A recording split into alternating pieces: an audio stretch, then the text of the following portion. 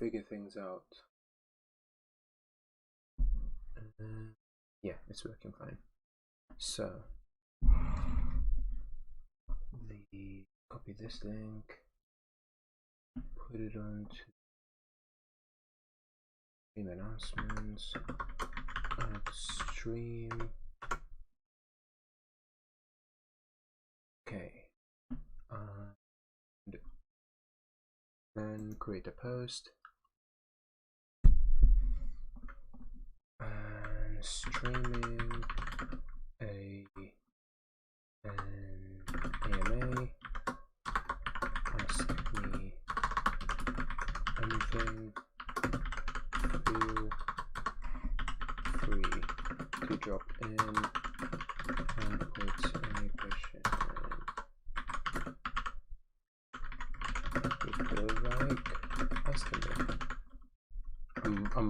I'm just making community posts to share the stream around a little bit. So post this. I'll also post it on my other MISD channel. That one's been popping off. If the community tab should be available now. It's not, unfortunately. So I'll just post it, leave it on here, and post it on Twitter. Post it here and stream. Posted. Okay, ready. I'll answer any question now. Okay. Why do clouds float? Because hello Chill Dude, hello Divyansh Singh, hello Grant Hasty. Did still working on Shuma Sunabakari chapter. There's no high quality chapters coming out, so I'm guessing that group that's doing the high quality translations has dropped the series because nothing has been coming out. So I don't plan to do the low quality panels because I enjoy watching Martin videos, and watching videos that are high quality panels is not something that I enjoy. So what is your favorite anime of all time? It'd have to be Demon Ace. It's been ages since I've been in it. Yeah, it's been a while. Mark Jones, how you been? Why do you like somebody who doesn't laugh at anything? Who's that individual who I like? Who doesn't laugh at anything? When's the next record of Ragnarok? The next chapter is out. The new chapter is out. The rules are out and everything. The translation isn't out yet. I don't know when it's gonna come out. How to walk on air. I don't know. What's your personal favorite series you have animated? I've already answered that. How do I breathe? Okay. What's why do you look like somebody who doesn't laugh at anything? Oh, I don't know. Different looks. Weird question. Your comics is I don't write, draw any of these comics. I just edit the videos, cut up the panels and everything, and edit them.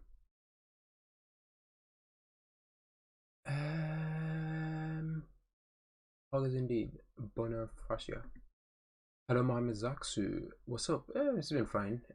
Because this is an AMA stream of all. Because you know, I wanted to do that. It's been a while since I've done that. The first time I did an AMA stream was a year ago or something. So it's been a while. So I wanted to do that. Plus, I wanted to discuss some things as well. Because it's an AMA stream plus a chill stream where I just felt like talking about whatever. So yeah, I mean I just woke up as well, so fairly tired.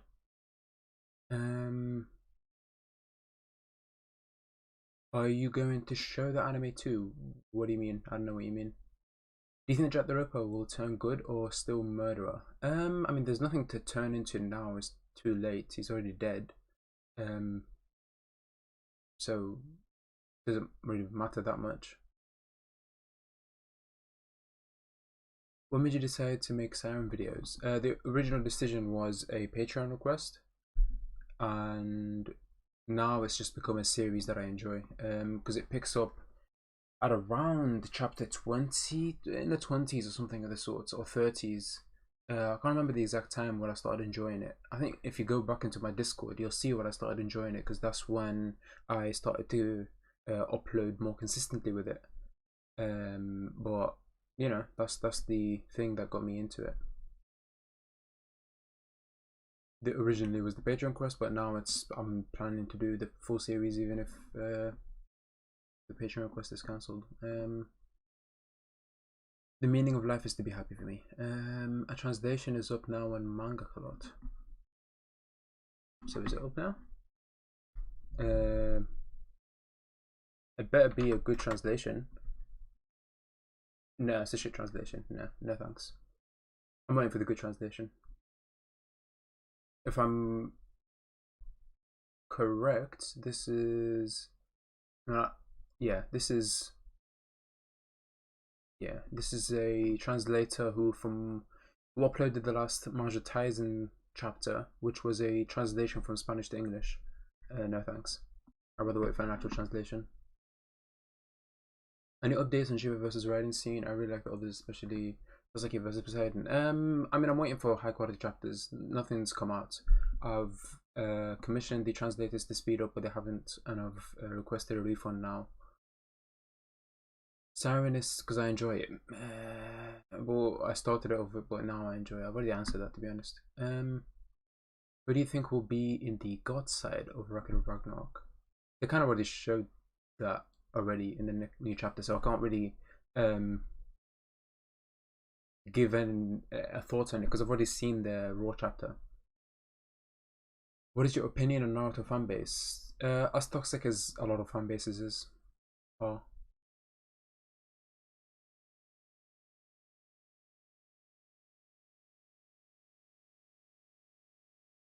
For now, I'm thinking of making a Discord only, obviously. Nothing on YouTube.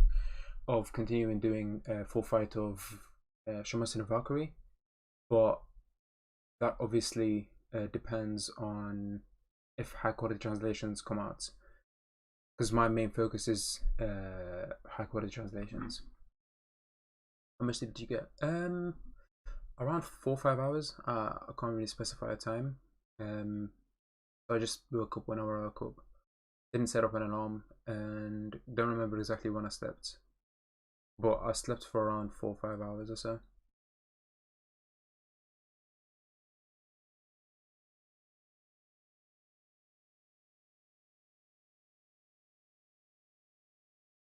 I mean, as long as you're enjoying these things that other people consider boring. I don't really, me personally, on that aspect of things, like I do a lot of stuff that is more frowned upon on certain individuals or anything of the sort.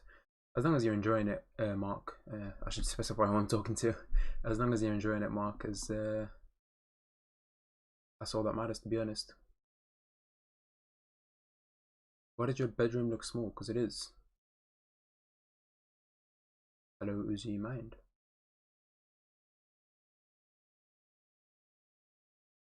No question, but I just want to say how happy your content makes me. Well, I appreciate it.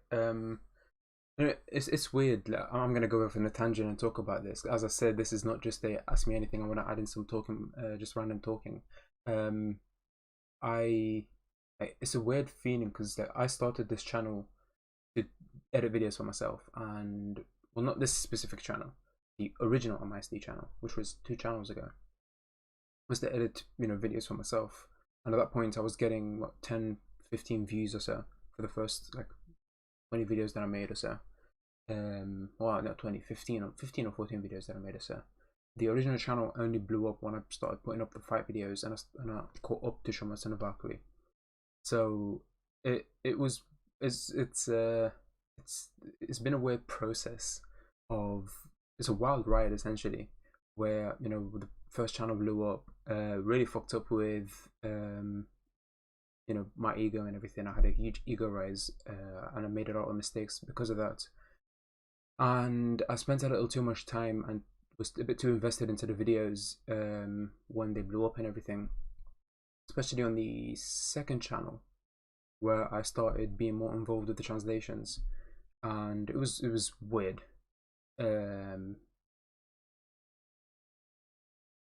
and but I'm getting back to the roots of it all. I've been trying to do that for the past year, but it's been successful so far, and I'm striving for that ever so more with the plan to do series, where it's just series that I enjoy. I don't really give a shit about what anyone comments about if they're enjoying the video or not. Anymore. It's just focusing on doing. It's one of the reasons why I'm doing Siren now. It's one of the reasons why I'm fully motioning Berserk. One of the reasons why I plan to do Attack on Titan and fully motion these specific arcs, as well as to go on to after Siren, to go into Magi, Noragami, and all these other series that I enjoy, and do these motioning that I'm enjoying. And one of the other reasons why I'm doing Promised Neverland season 2 remake, Brotherhood, whatever you want to call it. So a lot of projects that I'm taking now is just from a personal just making it so I can watch it. That's why I'm motioning a lot of stuff, and I'm glad that I'm back to that. I'm glad. I still got a lot of work to do, but I'm glad that it's consistent.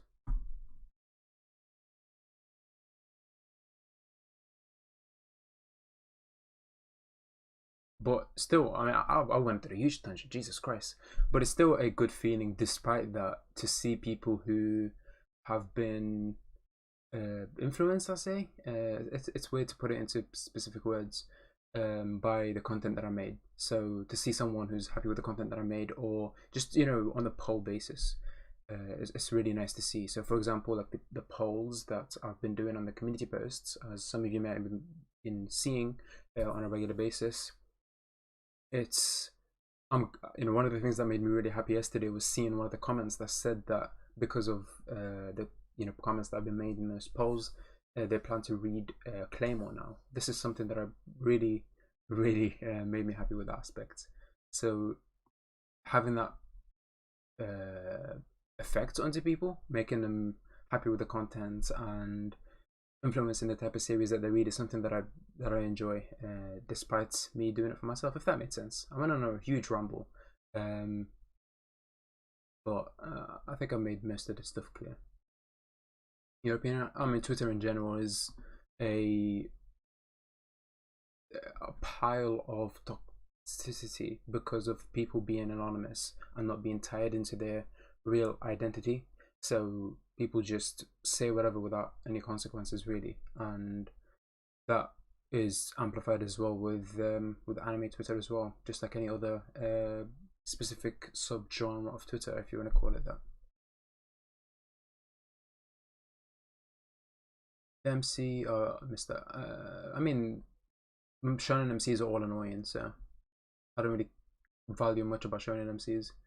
I don't think I've enjoyed any. Like, well, I mean, this could be some that I've enjoyed that I'm just leaving out of my head. But when I think of shonen MCs, the majority of shonen MCs that pop into my head are annoying MCs that just aren't good. Who's your personal favorite Record of Ragnarok character? Sasuke Kojiro. Boku no Hero Academia fan base is worst one. Could be. I haven't. I'm starting to, thankfully, just detach myself from specific fan bases, especially the toxic ones. So yeah. Who do you think will edit? How do you think they will edit Gintama in the same design like the anime or something else? What do you mean? How do you think they will edit? I don't know what you mean by that. What happened to your regular Ragnarok videos? Adam versus got taken down, and I deleted the other ones.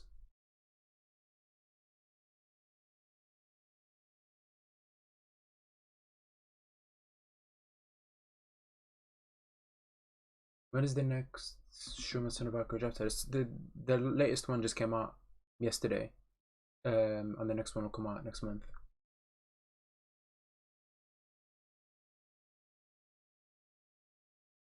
Chapter 20, chapter 44. Yeah, it's a Spanish to English translation, so I don't plan to read it until a good translation is out.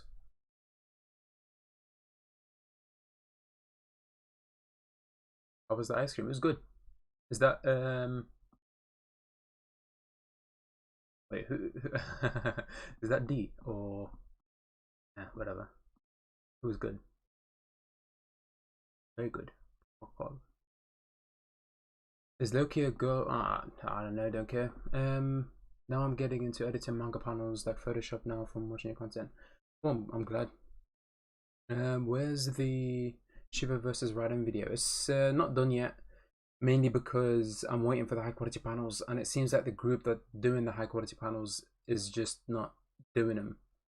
So it's unfortunate, but what can you do?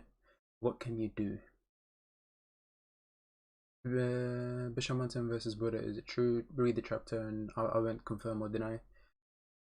Are you caught up to Attack on Titan? If so, what's your thoughts on this last arc? I'm caught up on it, yes. I'm gonna try to be as vague as possible when it comes to Attack on Titan to not spoil anyone who's reading it. But my thoughts on Attack on Titan's final arc have been it's a fairly mediocre arc with a small amount of good chapters. Since I'm right now editing the arc to the full arc video, trying to put it out as when the arc is done, I'm kind of like rereading it already on a slow pace, and I'm just seeing the huge problems that I have with this arc. So far the major problem that I have right now from the rereading is the return of one of the characters at the earlier part of the arc, of the Rumbling arc. I won't specifically say anything else. So yeah.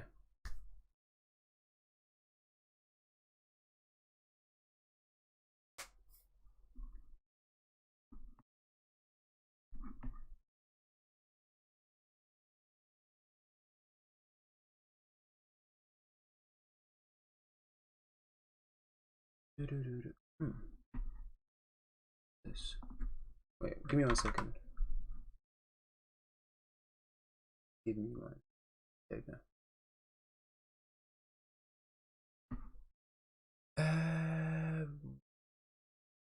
Wait, so yeah, so the arc itself has been fairly mediocre with some good chapters. So I'm not gonna throw away a lot of good chapters, some good chapters and really good contents being put out in a lot of the stuff. So like, if I were to go specifically into, I'm gonna get closer to the mic, so I'm speaking fairly quietly to not wake up anyone else because it's fairly early right now. But there's been a lot of good chapters. I can't go specifically into the numbers of the chapters, but there was a lot of decent chapters in this final arc. But overall, it has been a fairly disappointing arc, mainly due to the amount of good arcs that have been happening. So like when I think of Uprising arc, Return to Shiganshina arc, Marley arc, and then Parody arc, those arcs have been extremely good, especially Marley and Parody arc. Those have been phenomenal. But when it comes to this final arc, it just doesn't have that same writing quality, arc quality, just everything as the others.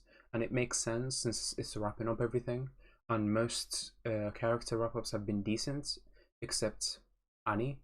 For me, that's something that I don't enjoy as much as any other character, especially on rereading it and everything. But I'm waiting until these two new chapters come out to have a full consensus of the arc, because these two chapters that are going to come out, the final two chapters, could make or break this arc. Because last chapter was carried by the dialogue at the beginning, and yeah, if it wasn't for that dialogue, I'd really dislike that chapter. So I'm waiting for the next chapter to have a full consensus on the latest chapter, because the next chapter could make or break depending on the leaks that people have been talking about the chapter that's coming out. Am I the only fans when? Never. What is your thoughts of Jujutsu Kaisen? It's a really enjoyable shonen. So like for me, I'm gonna compare it with Kimetsu no Yaiba, because I mean, most people are comparing it to Kimetsu no Yaiba because that's like the shonen that came out that popularized shonen even more. So Kimetsu no Yaiba did shonen, like approach shonen, and it did it well. Where it didn't try to do bounds and leaps or anything of the sorts. It just took the shonen genre, its simplicity, I can't say the word, simplicity done well. So it's not like something that breaks new boundaries.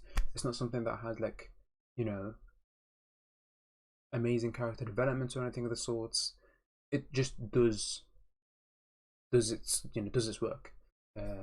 And what Jujutsu Kaisen introduces to that mix is a similar aspect, especially to these earlier arcs, is it adds an interesting cast of characters. So far, the characters in Jujutsu Kaisen are more interesting in Kimetsu no Yaiba, and I understand that's personal taste or anything of the sorts, but at the end of the day, that boosts up the rating so much more. So yeah, I think AT started riding the coattails of the huge starting success, which was amazing, but then they just let it decline and relied on the starting popularity to let out. I think OT started riding the coattails of the huge starting success, which it was amazing, but then just let it decline and relied on the starting popularity to let out more arcs. I mean, the starting success made, after the starting success, the arcs were getting better. The first arcs were the worst arcs of the series. The arcs adapted in season 1 were well, for me obviously, were the worst arcs of the series. That's why I don't dislike that's why I dislike season 1 so much, because the arcs are very mediocre and fairly meh.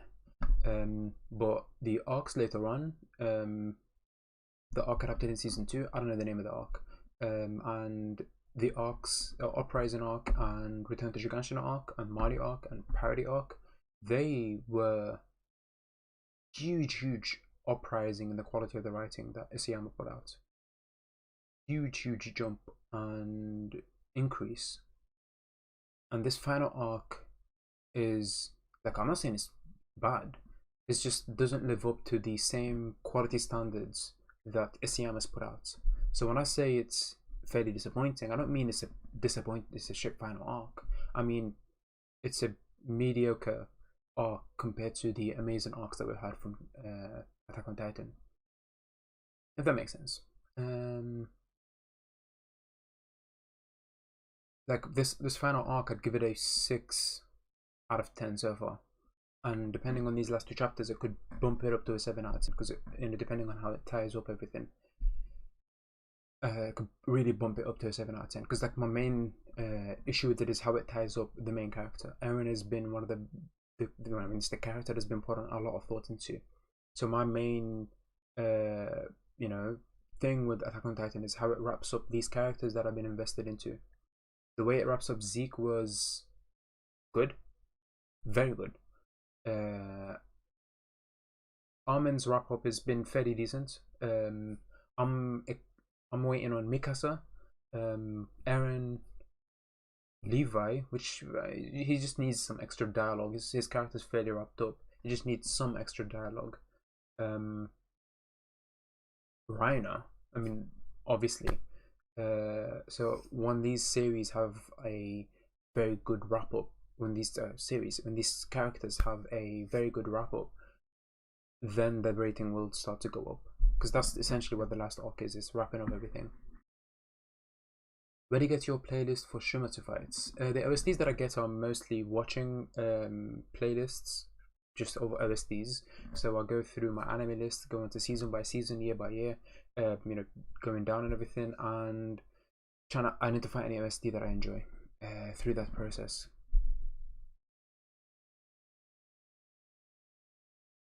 Yeah, hopefully. It is 6 a.m. in the morning, and I'm doing my 131st rewatch of Your Thor vs. Lubu. What do you think about that? It makes me happy, to be honest. I'm glad that these videos, which to me are fairly mediocre videos, so it's nice to see that people are enjoying my fairly mediocre edited videos. Like, I have a good collection of videos that are higher quality, and I plan to continue to put out higher quality videos, but it's nice to see people still enjoying these videos that I consider to be lower quality of. Yeah, Armin definitely pulled the, not even the power of friendship, it's the talk jutsu. The talk jutsu was the best that I've ever seen. First question, how are you? I'm great. Second question, what time is it? Right now it's 5 a.m. Do you read Commodus? I'm a spider, so what? I'm reading the manga, which a huge mistake. I should have you know, read the novel instead. But I'm watching the anime, which makes up for that aspect. I should still read the novel, but because I read the manga, I need like a bit of time until I can read the novel, because a lot of stuff is just reading it again. And since I'm watching the anime right now, it's just experiencing the same thing, because I caught up to the manga after the first episode came out, and then I was just continuously watching the anime, and then I switched to try the light novel, but I couldn't really get hooked up into it because I'm already watching the content and I've already read the content in the manga. So I need some break between, um, you know, the anime finishes until I can start the light novel. Hopefully soon. Hopefully soon.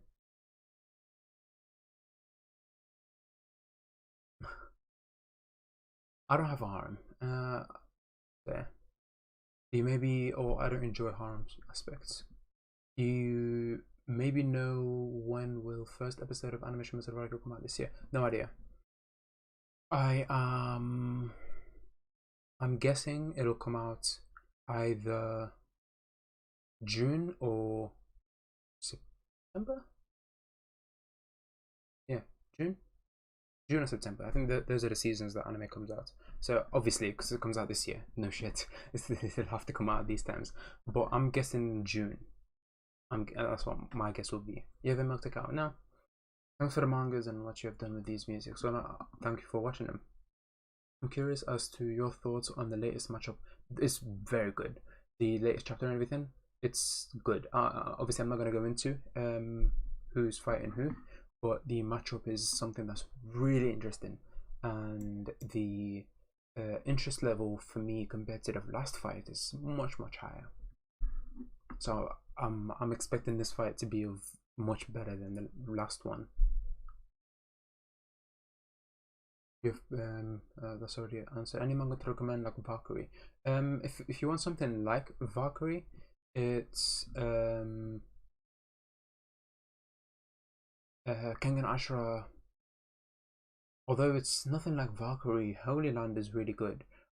Depends on what you think about more realistic fighting series, because Holy Land comes into like, martial arts and using them in the streets, and it brings a more realistic aspect into using these techniques and what happens.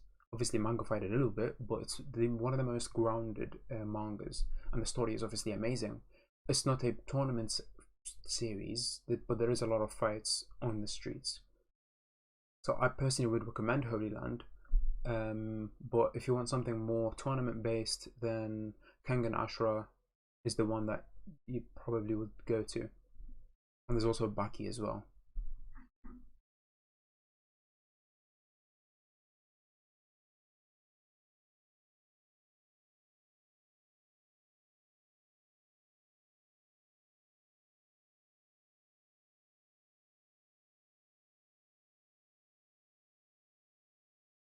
I'm gonna remove the spoiler comments. I don't mind. So I'll remove these spoiler comments.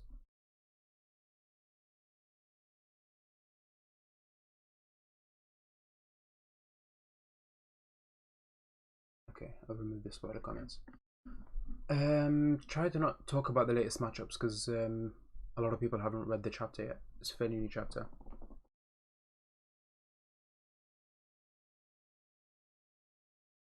So where was I? Yeah, I was into an epilogue. So yeah, those are the recommendations that I give.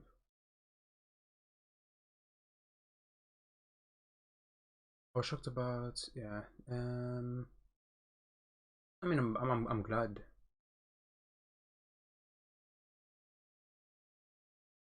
You can't say who Buddha will fight.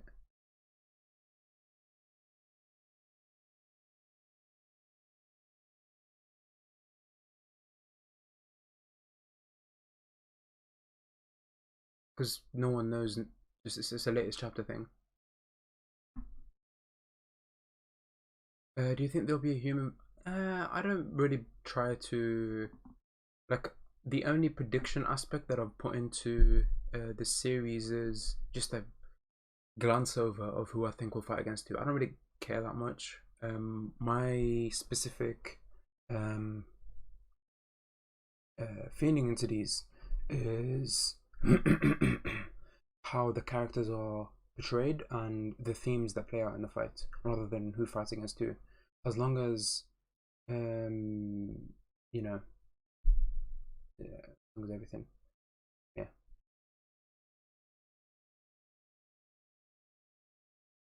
Yes, it's known, but only to people who've read the chapter that came out like 5 hours ago. Presentation that came out 5 hours ago. So that's why I'm trying to avoid spoilers. It's only been a few hours. Some people might wake up and look at the stream who haven't read the chapter yet. So I'm trying to avoid spoiling them and who the contenders will be. And I'm glad that you enjoy these my OST choosing. Sent this man. Oh, 5 a.m. So yeah, I'm in the UK zone. Yeah. Thanks, Mark.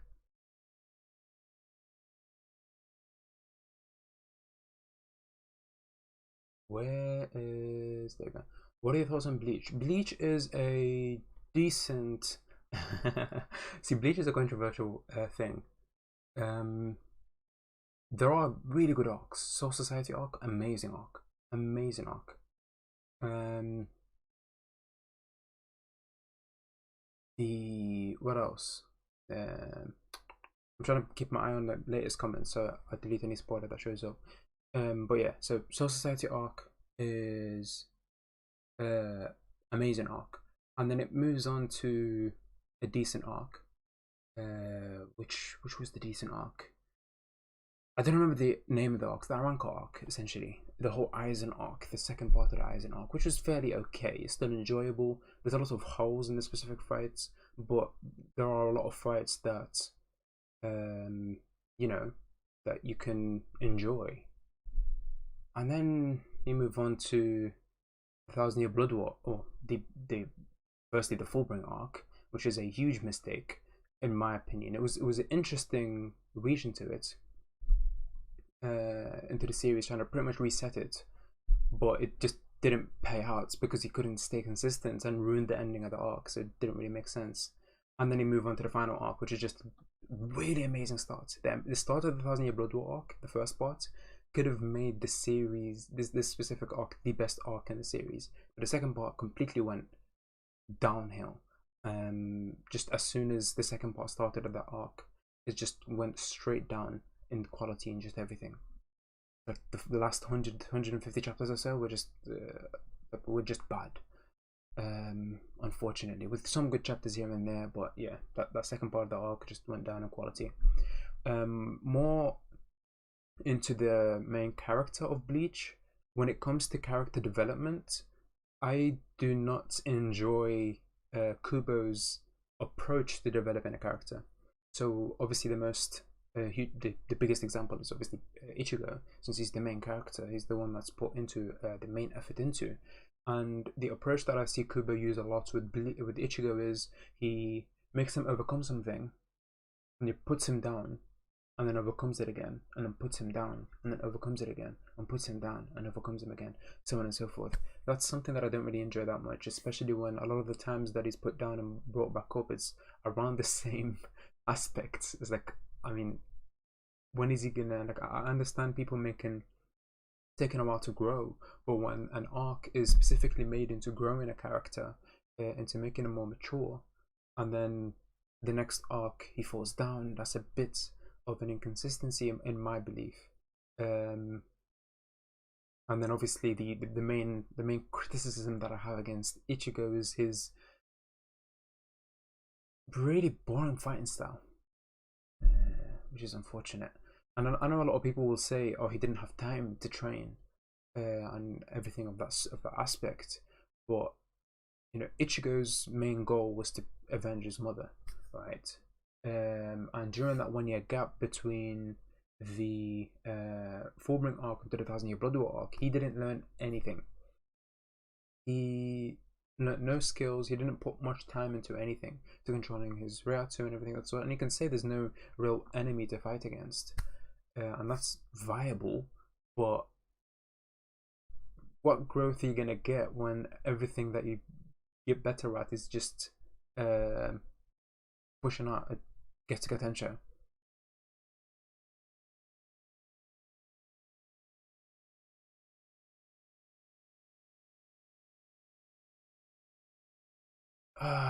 People still spoiling. I think for what I'll do now, anyone who spoils, I'm just gonna put them in timeout. Yeah. Let's see, because I want to know full tantrum. See if anyone's spoiled.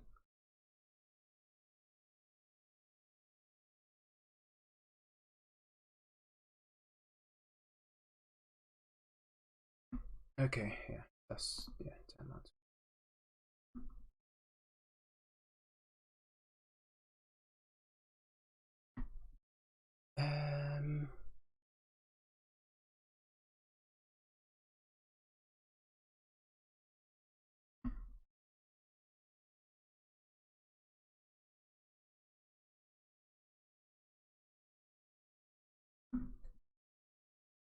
So that was my thoughts on Bleach.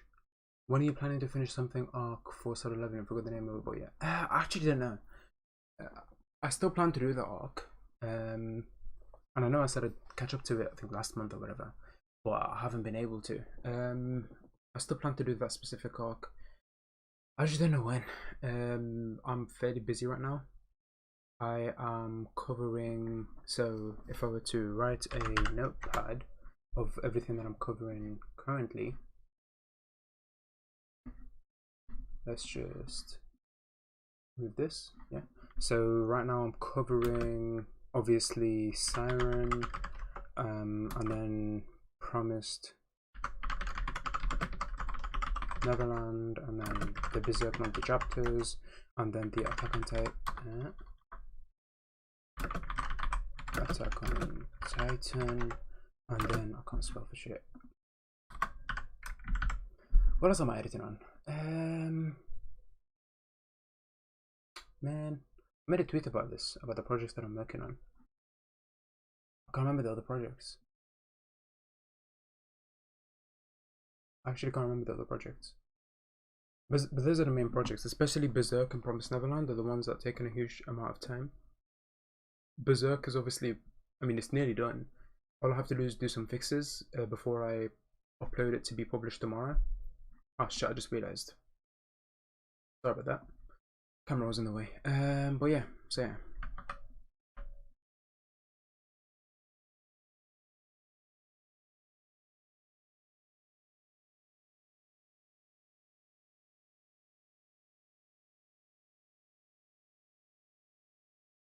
And let's go back to full screen.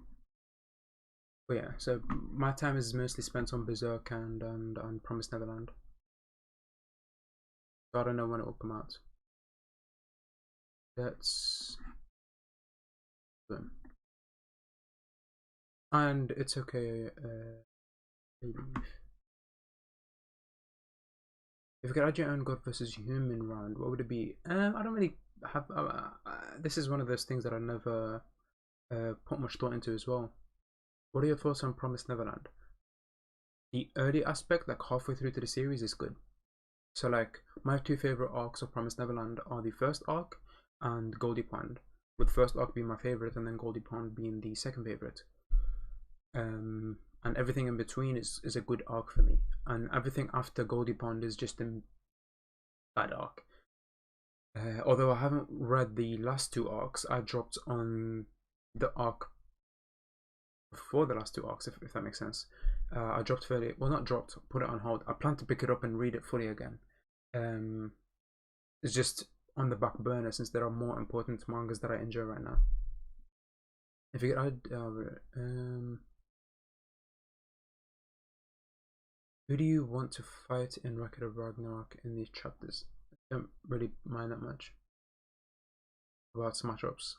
I think if it's just, oh, this is a very late reply to that comment, but Hopefully you'll enjoy these series.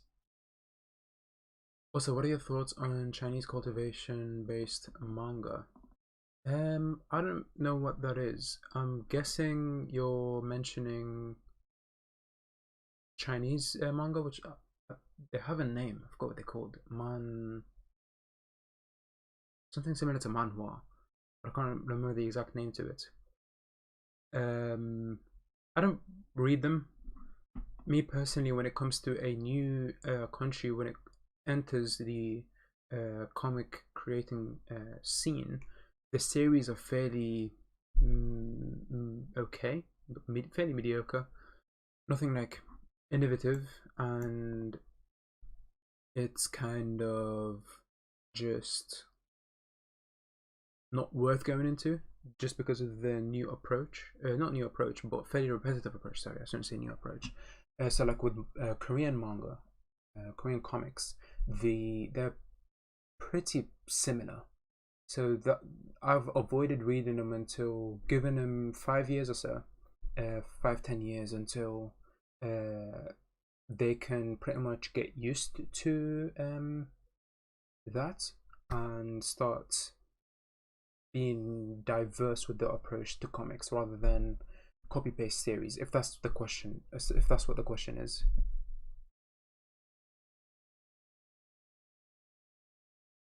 And another late response, but good morning and apolog.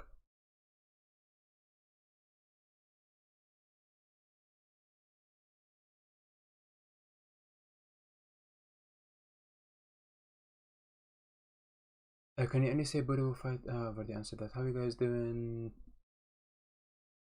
Holy, there's a lot of comments. And me personally, I'm doing great. Your work is appreciated, Last Audio.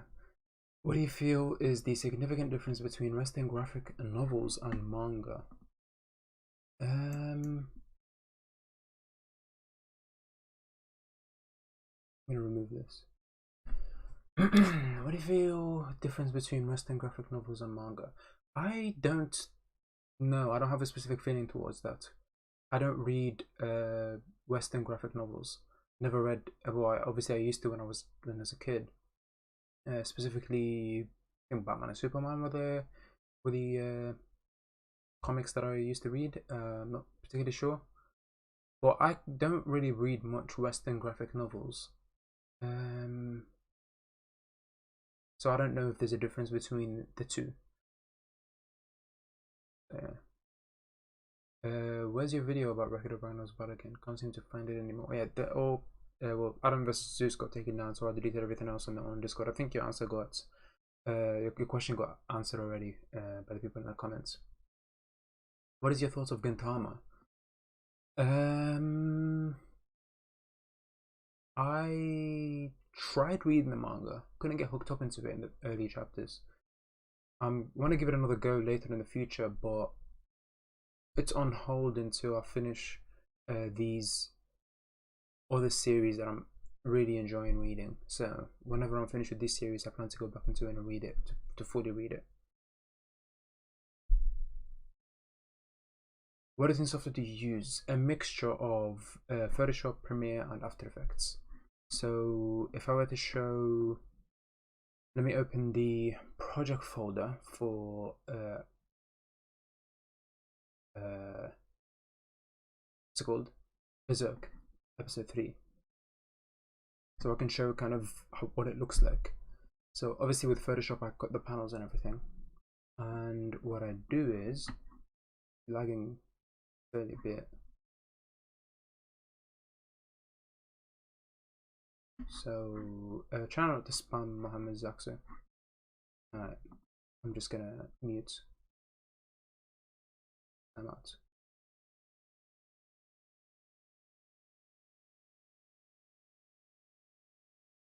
Yeah, okay, so that it's the comments aren't, because I'm trying to answer every question, so I don't want the comment section to be filled with spam. Let me answer that question fully. So let me just put this to the side. Let me remove this. So this is essentially why Premiere Pro is like my second use, and After Effects is the most important when it comes to these specific motion projects, because so all these red files that you see, they're all After Effects. All these red, most of it is red, most of it, so they're all like motioned. When it comes to like making things move, I use After Effects. When it comes to like normal editing, it's just Premiere Pro, because I prefer the user interface of Premiere Pro in comparison to After Effects. And After Effects shreds and takes away RAM like crazy. I can't use After Effects consistently. That's why I use Premiere Pro, and anything that I want to edit, I just attach it to an After Effects. Because thankfully with Premiere Pro, with Premiere in general, you can right click and replace with After Effects composition. And you can do that with audio too, so you can right click on audio and edit in Adobe Audition. So that helps a lot, especially with these clips where I'm using audio clips from the manga. I don't know where this is like this, so we can put it up a little bit. That's fine. They're supposed to be. Anyway.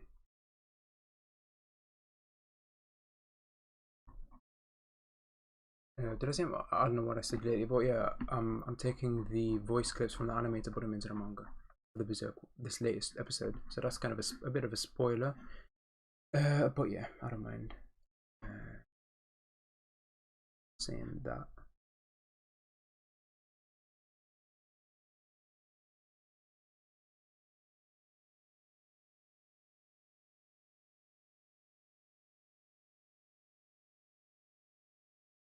So that's a long answer to what editing software that I use. What was Humdo?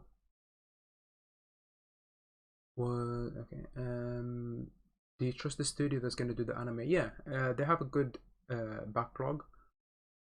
So yeah, I trust them. Oh, and it's fine. Bay leaves. Unintentional spoilers are fine. One Piece is the best shonen anime right now. I don't watch One Piece. I dropped it after the 650 episode. Apparently Wano arc is good, but I don't want to stick through these other painful arcs to get into a good arc. One Piece is a series that I plan to read when the manga is over. When I don't have anything else to read. Because I tried giving it a go a few months ago, a month ago, or some sorts, like a fairly decent time ago. I tried to give it a go, but the early arcs were so painful to read. I just couldn't get past them. They were like really bad arcs, but and I don't have like that time to invest into bad arcs when I have all these to read series that are fairly respected as good series. So I'm waiting until I read these other series and then move on to reading you know, Bleach again. One Piece again. I said Bleach for some reason.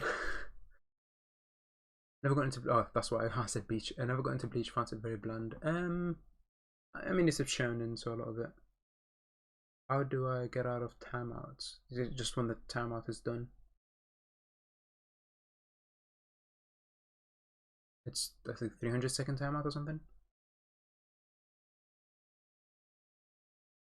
I'm curious if the Requiem of the Shogun has English chapters. They have like 8 chapters or so. Apparently, they've translated a lot of chapters as well, but they've not really been out. Apparently, they have transcripts. They just haven't put them into panels, typesetted them. So.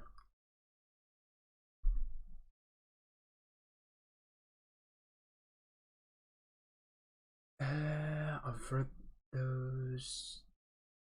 Skips are rubbish in anime One Piece. Yeah, most time skips aren't done justice.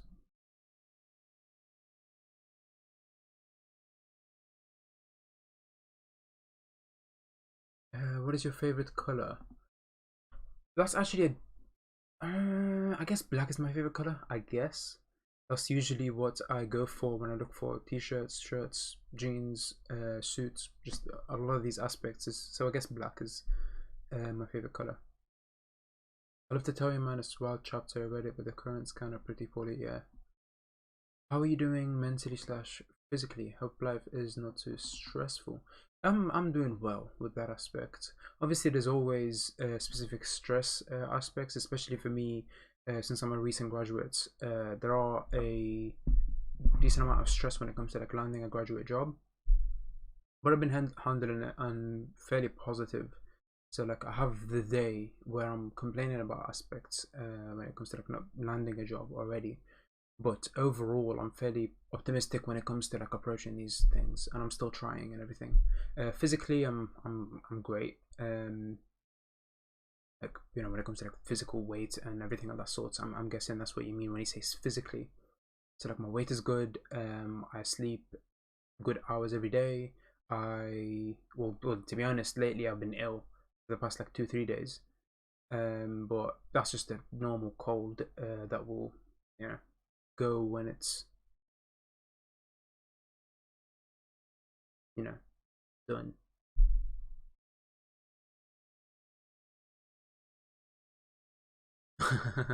I'm glad that you love the voice, that king. I used to read series, you know, in streams, but I kind of I stopped because when I'm reading on streams, I tend to take a little bit more time than reading it on my own time, and I have a lot of series to read, so I can't really waste that specific time. But yeah, I want to get back into reading stories, but right now it's not in the books. Although I can see myself doing it soon. Obviously, I can't right now because I'm already reading and started reading a series on my own. But maybe the next series that I read it on stream. I don't know what next series I'm reading, to be honest. So we'll see. Whatever next series I'm reading, I might start reading on stream again. How do you feel about the change in this cultivate? Oh, I think I already answered that. I'd never read Apotheosis. There's not a lot of stuff that I've read. Are you gonna make any content when the Record of Ragnarok anime drops? When it comes to like Record of Ragnarok anime, if there's high quality chapters, I plan to do Discord only content, but for now, there's no plans to make like content on this channel publicly for Shimizu no Bakuri ever again. Who is your favorite character? I've already answered that. Sasaki Kojiro. Yeah, I'm glad that you enjoy it, that king. I think, yeah, probably manhwa soon because oh yeah.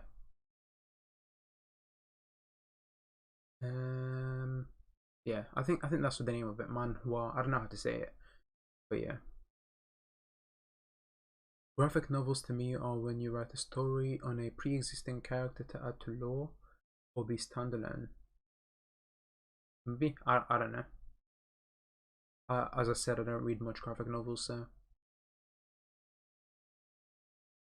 Am I the only one who thinks his voice is? maybe I'll get into reading manga life soon. Imagine being in you're a really nice guy, but don't you feel like permanently banning or giving one day bans, etc.? I have. See, the problem that I have with YouTube is, because I keep forgetting how to ban people on YouTube.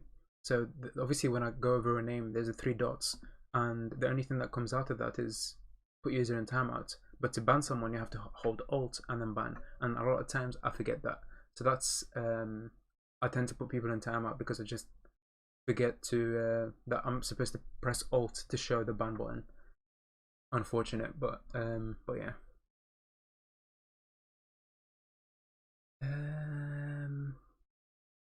I've probably already been asked, but why is the Discord locked down? Actually, it hasn't been asked yet. If you're still here, Lev, I doubt you are. It's been a while since that comment was made.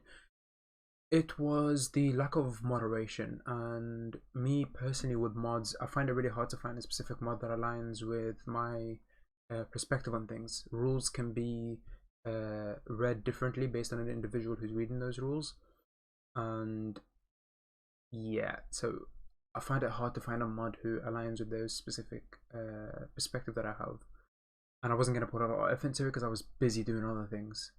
like the Discord wasn't you know, a huge focus for me. So it ended up being a lack of moderation, which ended up being a really huge amount of toxicity. Toxicity. I can't fucking speak today. And I wasn't gonna put a lot of effort into it to fix it or anything of the sorts. I knew I wasn't valuing the openness of the discourse itself, since it was toxic people talking on a regular basis. So I decided the best way to do it is just to lock it down, since I wasn't putting that effort into it. So, you know. Who's your favorite character of all time? Mary Sanson.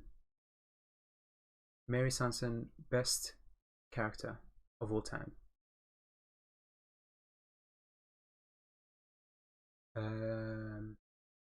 From Innocent Rogue Birth series. Who's your favorite character? Oh, I already answered that. How are you doing? I'm doing great, Eugenian. Thank you. And hello, probably already gone, but hello Hams, hello Chief Lancer, and hello Amelia. I already answered that.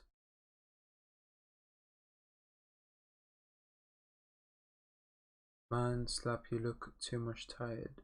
SLP, but don't turn off live. Everyone. Oh, sleep. I just woke up like an hour ago. I'm actually wondering about that. How do you decide if someone is tired? Because I mean, I've seen a lot of these specific comments that quote on my tiredness, and the reference that they use is my black, you know, shading around my eyes, whatever the fuck, I don't know what they're called. These black things that I have right here. So I'm wondering if that's what you take into consideration of it, or just me not being able to speak properly. Will you do the live stream for chapter 44? I doubt it. I doubt it.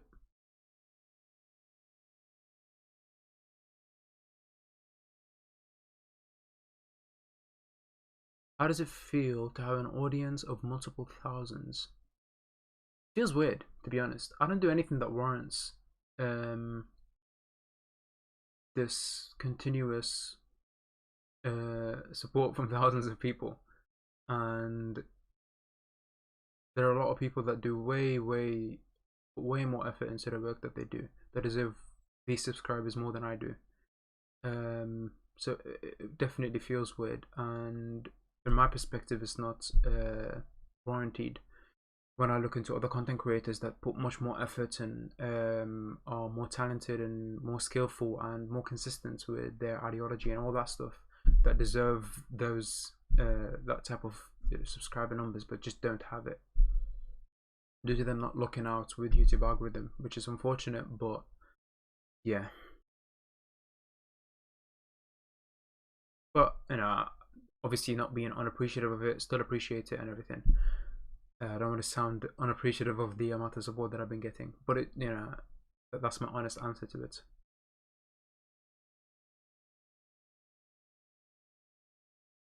What is EMC2? No idea. Your favorite horror movie? I don't watch horror movies much.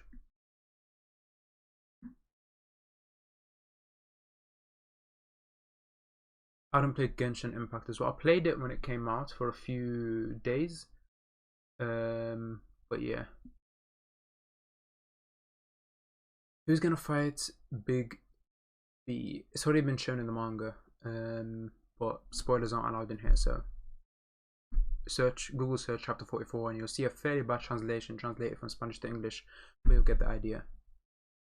What do I play? Currently I'm playing Final Fantasy 14 and I'm trying to play Halo as well, and Attack on Titan, Age of Empires. I think of A and the only thing that chops up on my mind is Attack on Titan, but Age of Empires and like a fairly wider range. But like recently played is Halo, Age of Empires, and Final Fantasy 14. Although most of my time has been going into Final Fantasy 14. Your favorite doll?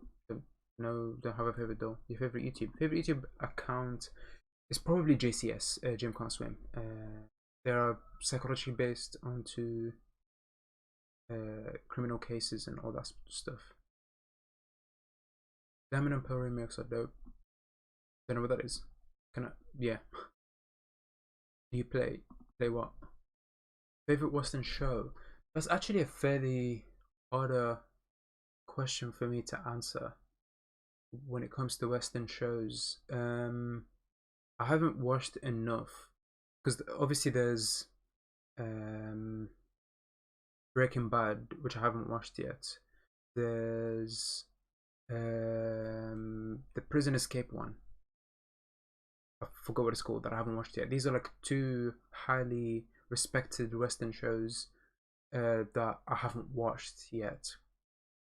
But coming from the shows that I've watched, despite the shitty ending of Game of Thrones, God, Jesus Christ, I can't speak. Despite the shitty ending of Game of Thrones, the first 5 seasons of Game of Thrones definitely make it. If it was only based on those first 5 seasons, the best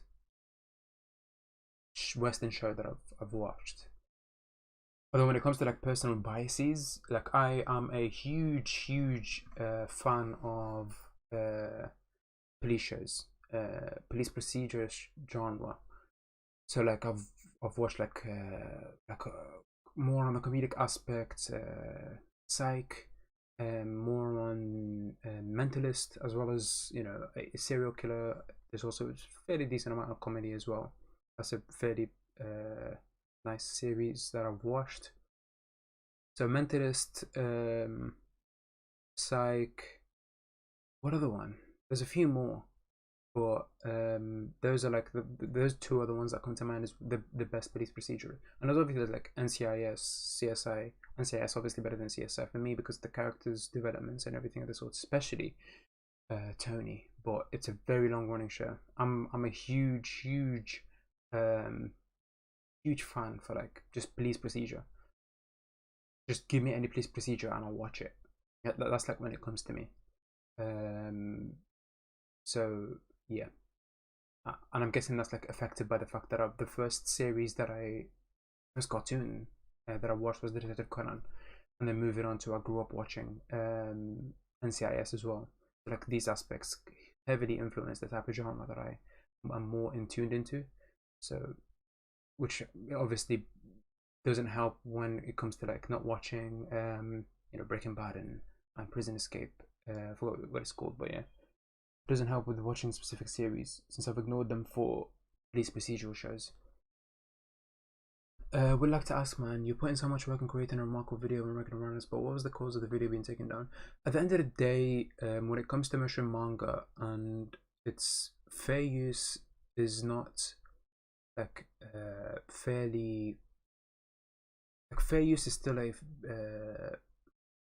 topic that's still being argued about. So there's no specific thing that you can point to and say this is fair use and this isn't fair use. It's a fairly thin line of what constitutes as fair use and what doesn't constitute as fair use.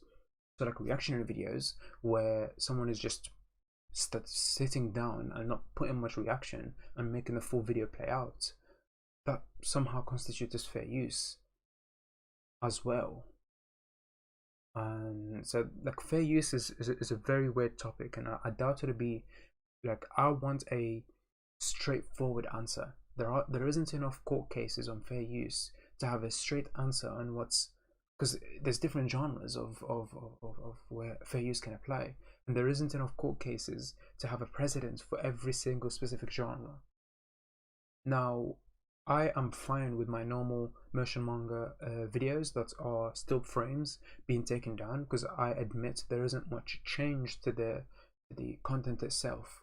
Like this is literally toe lining on fair use, and when it's like still panels, not much moving and everything of the sorts, I don't mind those being taken down. But the stuff that's motioning, so like when I'm animating in quotation marks specific aspects, that stuff constitutes as fair use. So when that gets taken down, I wouldn't know what is and what is not fair use if that specific content is taken down, because when you enhancing the work, that's what constitutes fair use. There's like several amounts of bullet points. So enhancing the work, not damaging the market. What shit? What was the other ones? Non, making profitability aspect of it. And I can't remember the other ones. I can't remember the other bullet points, but those are like the ones that I can remember right now. And the more motion videos like Berserk and the Promised Neverland videos that I plan to release in like a year or two whenever the project's done is more in tune with fair use than my other content is. I had to reset my camera because it started blurring out.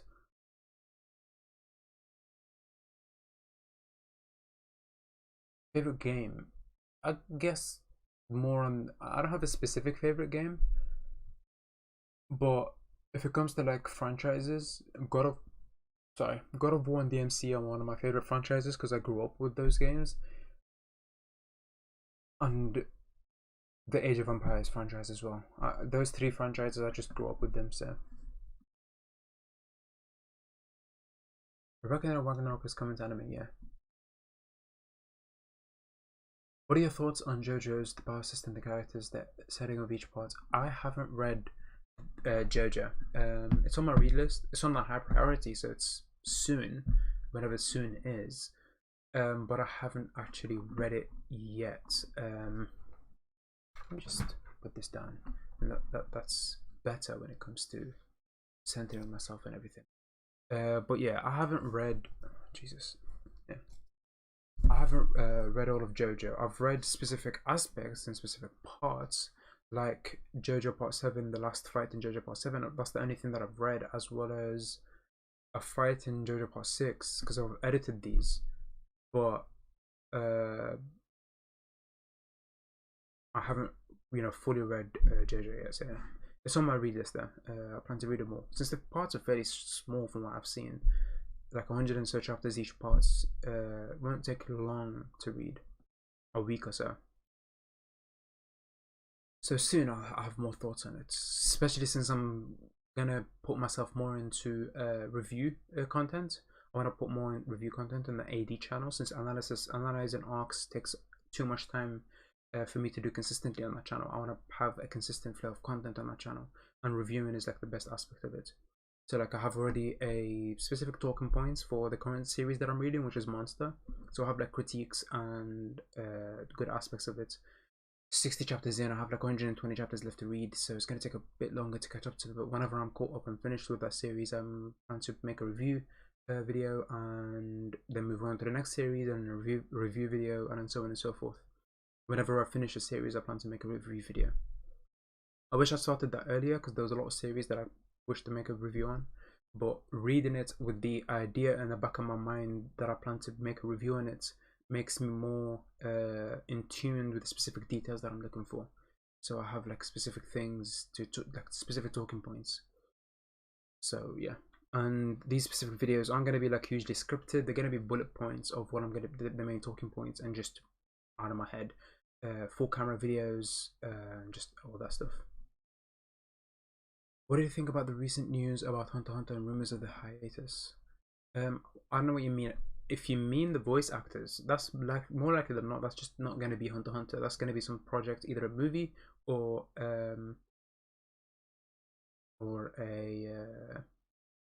just a project that both of them are on. It's not going to be Hunter x Hunter more likely than not, because Gon isn't included in like the main arc after the anime is focusing on Leorio and Kurapika. So no, yeah, Japan only game.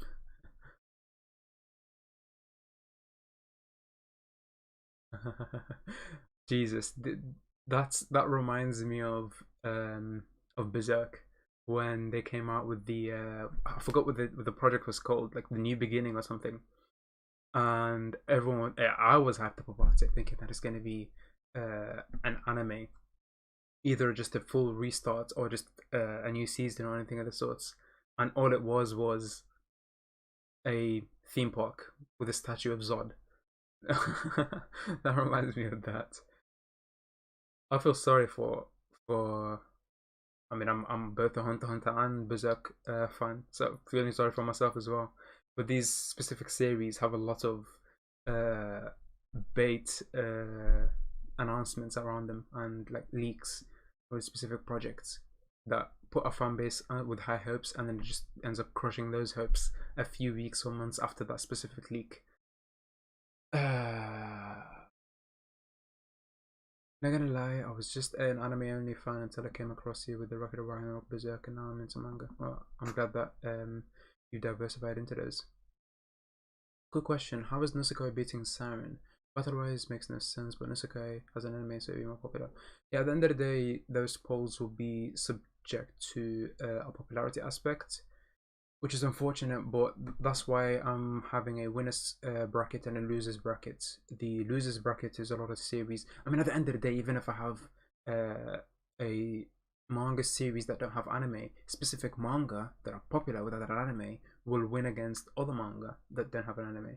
So, for example, Spy Family is very popular, a very popular manga. It'll do better in a poll against other manga that don't have anime that aren't as popular. So like the popularity aspect is subject to affect it no matter if it has an anime or not. That's like it comes at a disadvantage of that aspect. But no one is seriously coming into these polls unless they have a really I'm sorry if that's too personal of an attack, but the only people who are coming to validate their ranking of a specific series are people who aren't confident in their personal opinion of a specific series. Just not like the main advice, because I've seen a lot of people comment who took the polls personally in a way where they're very defensive about who won and who lost. I was just like, calm down a little bit. It's just a popular opinion. That's all it is. It doesn't matter. It doesn't change anything about the series, since this poll is just for fun and it helps promote specific series as well. So I've already seen people who are planning to read Claymore, hopefully, as well as I'm hoping people will pick up Siren as well from that as well, and Spy X Family and all these other series. I mean, the contest just consists of series that majority of them are a recommendation list essentially.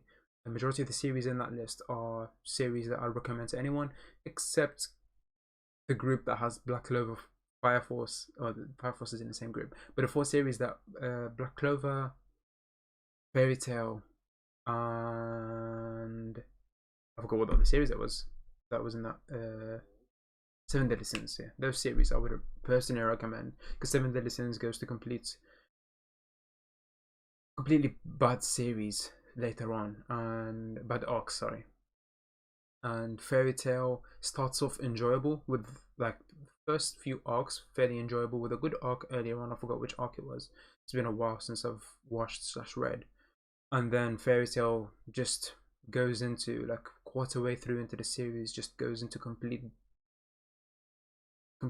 deviates from what it started off as, and just goes into this deviation that I personally dislike. So yeah, and Black Clover. Black Clover is honestly, and I'll admit to that, is an unfair perspective. It's a perspective that's based on the first 3 episodes of the anime, and I know a lot of people say that the episodes later on are treated better. So I'm willing to admit that my perspective on Black Clover is heavily biased, with an unfair perspective on giving it a chance compared to Fairy Tail, which I've read all of it, and Seven Deadly Sins, which I've dropped at the last 20 chapters or so, or paused at the last 20 chapters. So I still want to finish it because I want to see how shit the ending is, but I don't know when I'm gonna finish it. There's a lot of series that I've just put on hold because it was that shit at that time. I just couldn't keep reading, but I want to read again to see how bad it got. So yeah, I plan to give Black Clover a chance in the manga, but from what I'm seeing, the panels, specifically the art, I mean, art itself isn't a huge factor into it, but when it comes to a series that doesn't excel in writing, art is a huge factor. Like that's like my personal aspect of it. So like One Punch Man is a series that doesn't usually excel in writing, but the art of it is what makes me read it. Same with like Solo Leveling, all that stuff. And Black Clover has that specific perspective into it where the art needs to be better than average for me to consider reading it, have more feelings into reading it as quick as possible. But the latest chapter panels, one of the panels that are shown from one of the latest chapters, looks so bad. There's no much depth into the characters. I don't know how to explain that specific art style, but when you're looking to draw a specific character, it's that feeling to make them pop out, like depth into the character, and an interesting design on all of these aspects. And Black Clover's designs are weird. The body proportions are weird as hell. From the panels that I've seen, obviously, the sword looks flat. Like, it looks like he's holding paper. There's no much depth into it at all, if any. And the character, the way that he stands and looks, is just weird. And the anime kind of follows that. There's a lot of, I mean, that's fairly unfair. There's a lot of anime that have, you know, bad shots. But Black Clover has a lot of bad shots. So yeah, there's a lot of stuff that makes me not want to read or watch it.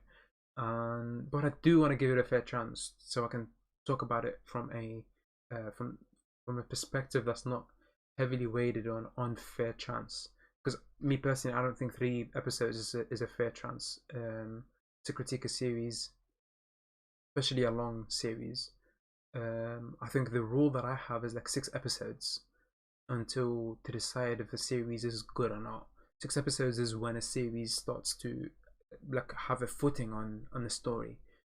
I know a lot of people, I think a lot of people say 3 episodes, but for me personally it's 6 episodes. And for manga it's around 20-30 chapters, because I can read 20 to 30 chapters in one day. So yeah, a lot of deviation. I went on rambled a lot, but yeah, oh yeah, I'll go to that.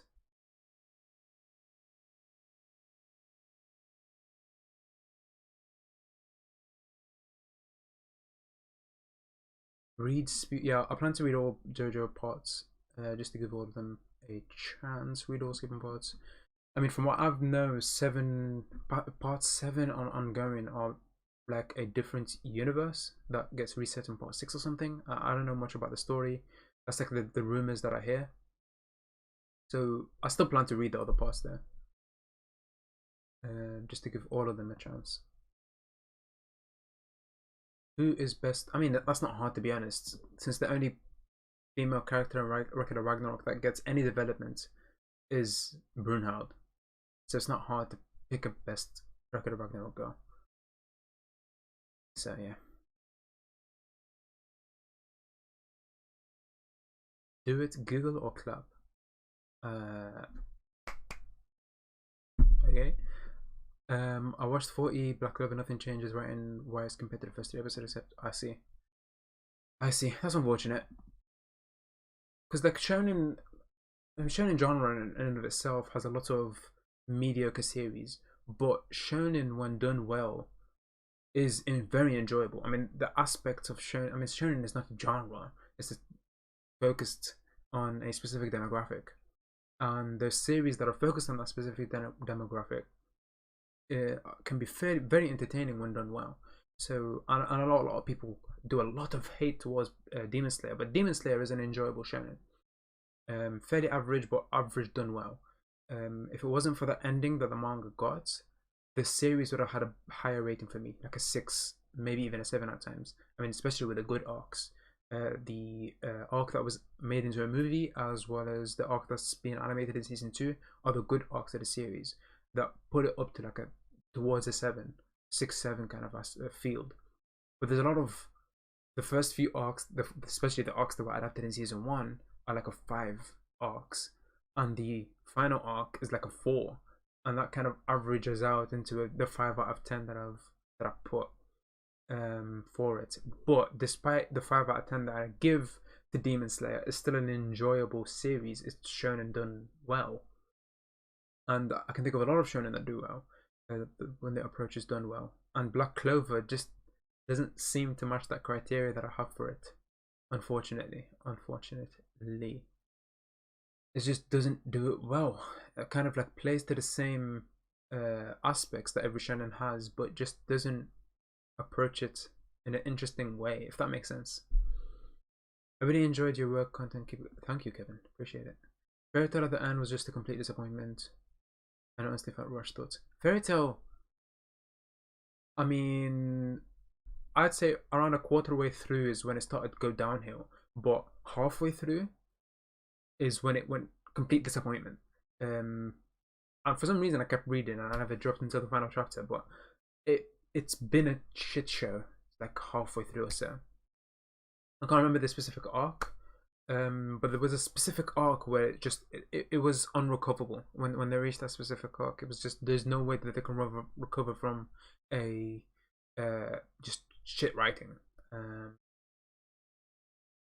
But yeah, but the ending, the final arc, is like a special disappointment. So like the series was already disappointing, and then you go to the final arc, and that's like 10 times worse than halfway through what we got halfway through the series.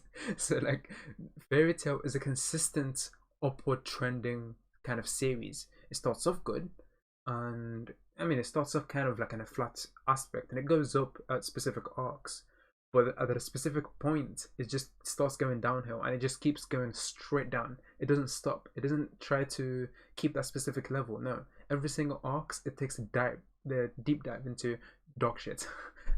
Unfortunate, but yeah. You read Hell's Paradise? I have not. I don't know if it's on my read list or not. Hell's Paradise.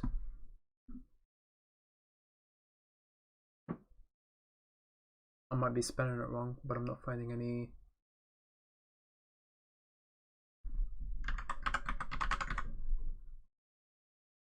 Any series with Hell's Paradise, but yeah. So I haven't. I don't think it's on my read list. You should check out Sun Can Rock. It has great arc. Sen, not Sun. Sen. Sun Can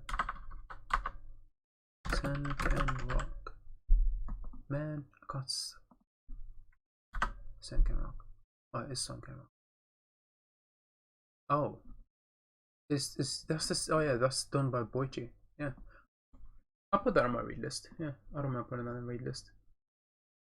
I don't know why it's not already on my read list, but I'll put it on my read list. This is I shouldn't be doing this. My read list consists of 360 series to read. You should what do you think of Made in Abyss? I haven't watched it. It's on my read list as well. Although I might just watch it, since apparently the adaptation is really good. And I think the adaptation strays away from the pedophilic aspects that the mangaka puts into it. So I think I'll watch the anime and movies and all of that. Yeah. What do you think about Jujutsu Kaisen? It's a shonen done right. Jujutsu Kaisen is a shonen done right, in my opinion, obviously. I'd given so far I'm giving it a 7 out of 10. It's a really enjoyable series with really nice characters. The only character that I don't like, which is kind of like expected from a shonen series, is the main character. I kind of, when it comes to shonen series, main characters are just, I know they're bad.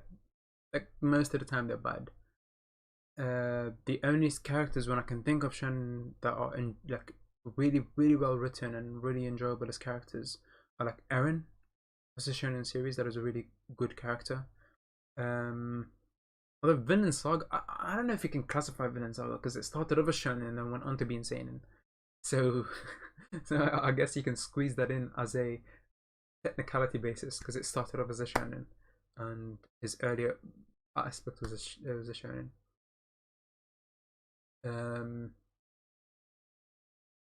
What are the shonen? It's hard for me to think of specific series. I'm really bad with pointing down to specific series. Fullmetal Alchemist has a good main character. What else? What else? I can't think of anything else. It's when it's this much of a struggle to think of good main characters.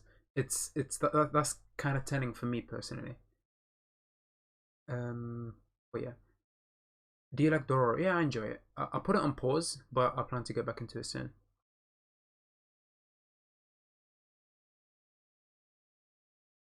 Who do you think? It's already released in who will fight against. Um, I don't plan to say it on stream because a lot of people don't read the series. Like I haven't read the. I shouldn't say don't read the series. Haven't read the latest chapters or put it on pause until the fight is over to read the chapters. So I'd say just go on MangaDex or whatever. Google Shuma's and Valkyrie chapter 44, and you'll see who will fight against. And hello, Gustavo. Gustavo Gutierrez Medrano. What game did you play? Recently, I've been playing Final Fantasy 14. What was the first manga you read and first anime you watched? First anime that I watched was Detective Conan.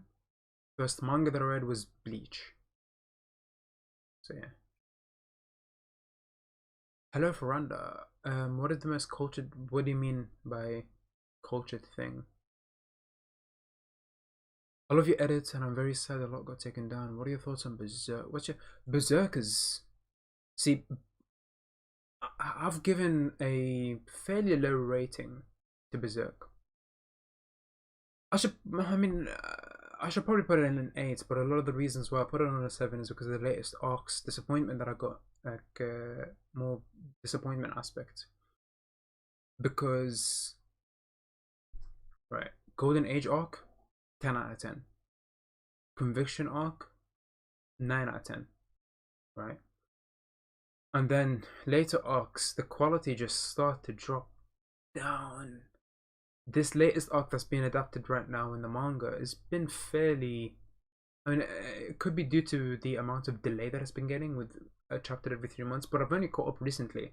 I've only been in this cycle of waiting 3 months for a chapter or so, for like 9 months or something of the sort. Like, I haven't, it hasn't affected much, but I still give it a 7 out of 10.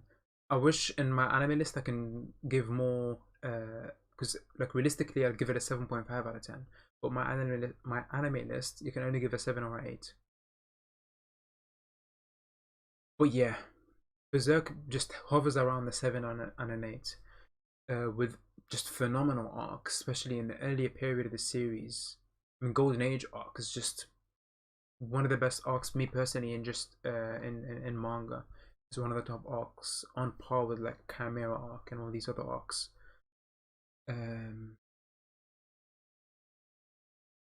But yeah, the Japanese title of Hell's Paradise is Jukaraku.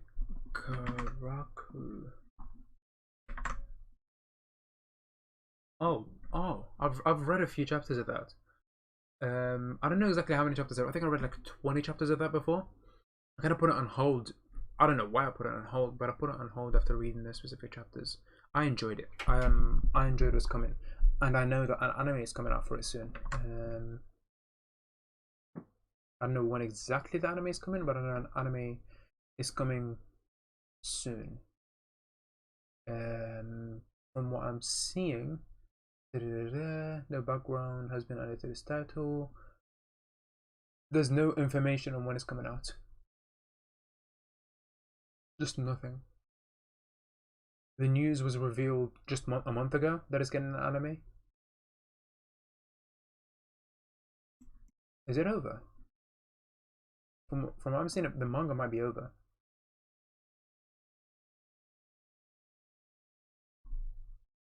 But yeah, I'm looking forward to watching that anime. I would read it now since I enjoyed the 20 chapters, but since it's getting an anime adaptation soon, I'll just wait until I watch it. I wonder which series is doing it. I mean, not series. I don't think a studio is announced, is there? Yeah, it doesn't look like a studio is even announced at all. Like, there's no information. We just know it's getting an anime. So I'm guessing that anime is gonna come out 2022 or something. But yeah. Oh yeah, so it is finished. I should have just read that comment fully rather than going on to speculative finishes or not. Finished that 127 chapters in case an anime. I read the first 2 chapters yesterday. Yeah, I've read. I don't remember the exact amount of chapters, but I've fairly got into the story and I know the premises, and it's really really interesting so far. That's like one of the shonen that I think will be really enjoyable. I'm really looking forward to that anime. I'm hoping that a good studio takes it, and I know it's gonna be something that a lot of people might not like, but I'm hoping Mappa picks up Lost Paradise, because I'm all for Mappa taking as many anime as they can right now before they fall down in quality, if they do fall down in quality in the future, because most anime studios have fallen down in quality, with the exception of what's the studio that does Kimetsu no Yaiba? I forgot the name of it. Ufotable. Ufotable is the only studio that hasn't fell down in quality because they're really strict with the adaptations that they have. So they don't pick up a lot of anime, they don't pick up a lot of movies, they just focus on this specific stuff and then just keep going with it. So, you know, like Ufotable won't pick up anything else. So there's no, I'm not going to expect Ufotable to pick anything because they just won't until Kimetsu no Yaiba is finished. But I'm hoping Mappa picks it up. Mappa has been just phenomenal, even when it comes to, I know that's like a controversial thing, but when it comes to Attack on Titan, adaptation has been phenomenal. For a series that was adapted in 6 to 8 months, with the issue, you know, with it being CG, with only a few choppy CG every now and then, for something that was produced in 6 months, is something that I'm really really pleased with. Since the majority of animation, pacing, just the adaptation in general, has just been 10 out of 10 most of the time, except with specific episodes that have been getting a 7 out of 10 or so due to a fairly mediocre adaptation when it comes to it. But everything else, like a 7 out of 10 is still high compared to the season 3 part 1. And I'll always shit on season 3 part 1 because I don't mind if the production like was butchered, right? Season 3 part 2 is still very enjoyable despite the CG that the Colossal Titan and the fairly mediocre animation that they had. There's a lot of like still frames and everything, and very mediocre animation compared to just season 2 and season 1. Obviously season 1 will never be matched, so just compared to season 2 and season 3 part 1. So, but the season was still really enjoyable because they adapted the arc well. Season 3 part 1's issue isn't the adaptation being rushed, but like in the production aspect, but more on them deciding to cut stuff out. Apparently the stuff was decided on by Isayama, which I highly doubt that Isayama decided to cut out so much content that's relevant to the Uprising arc.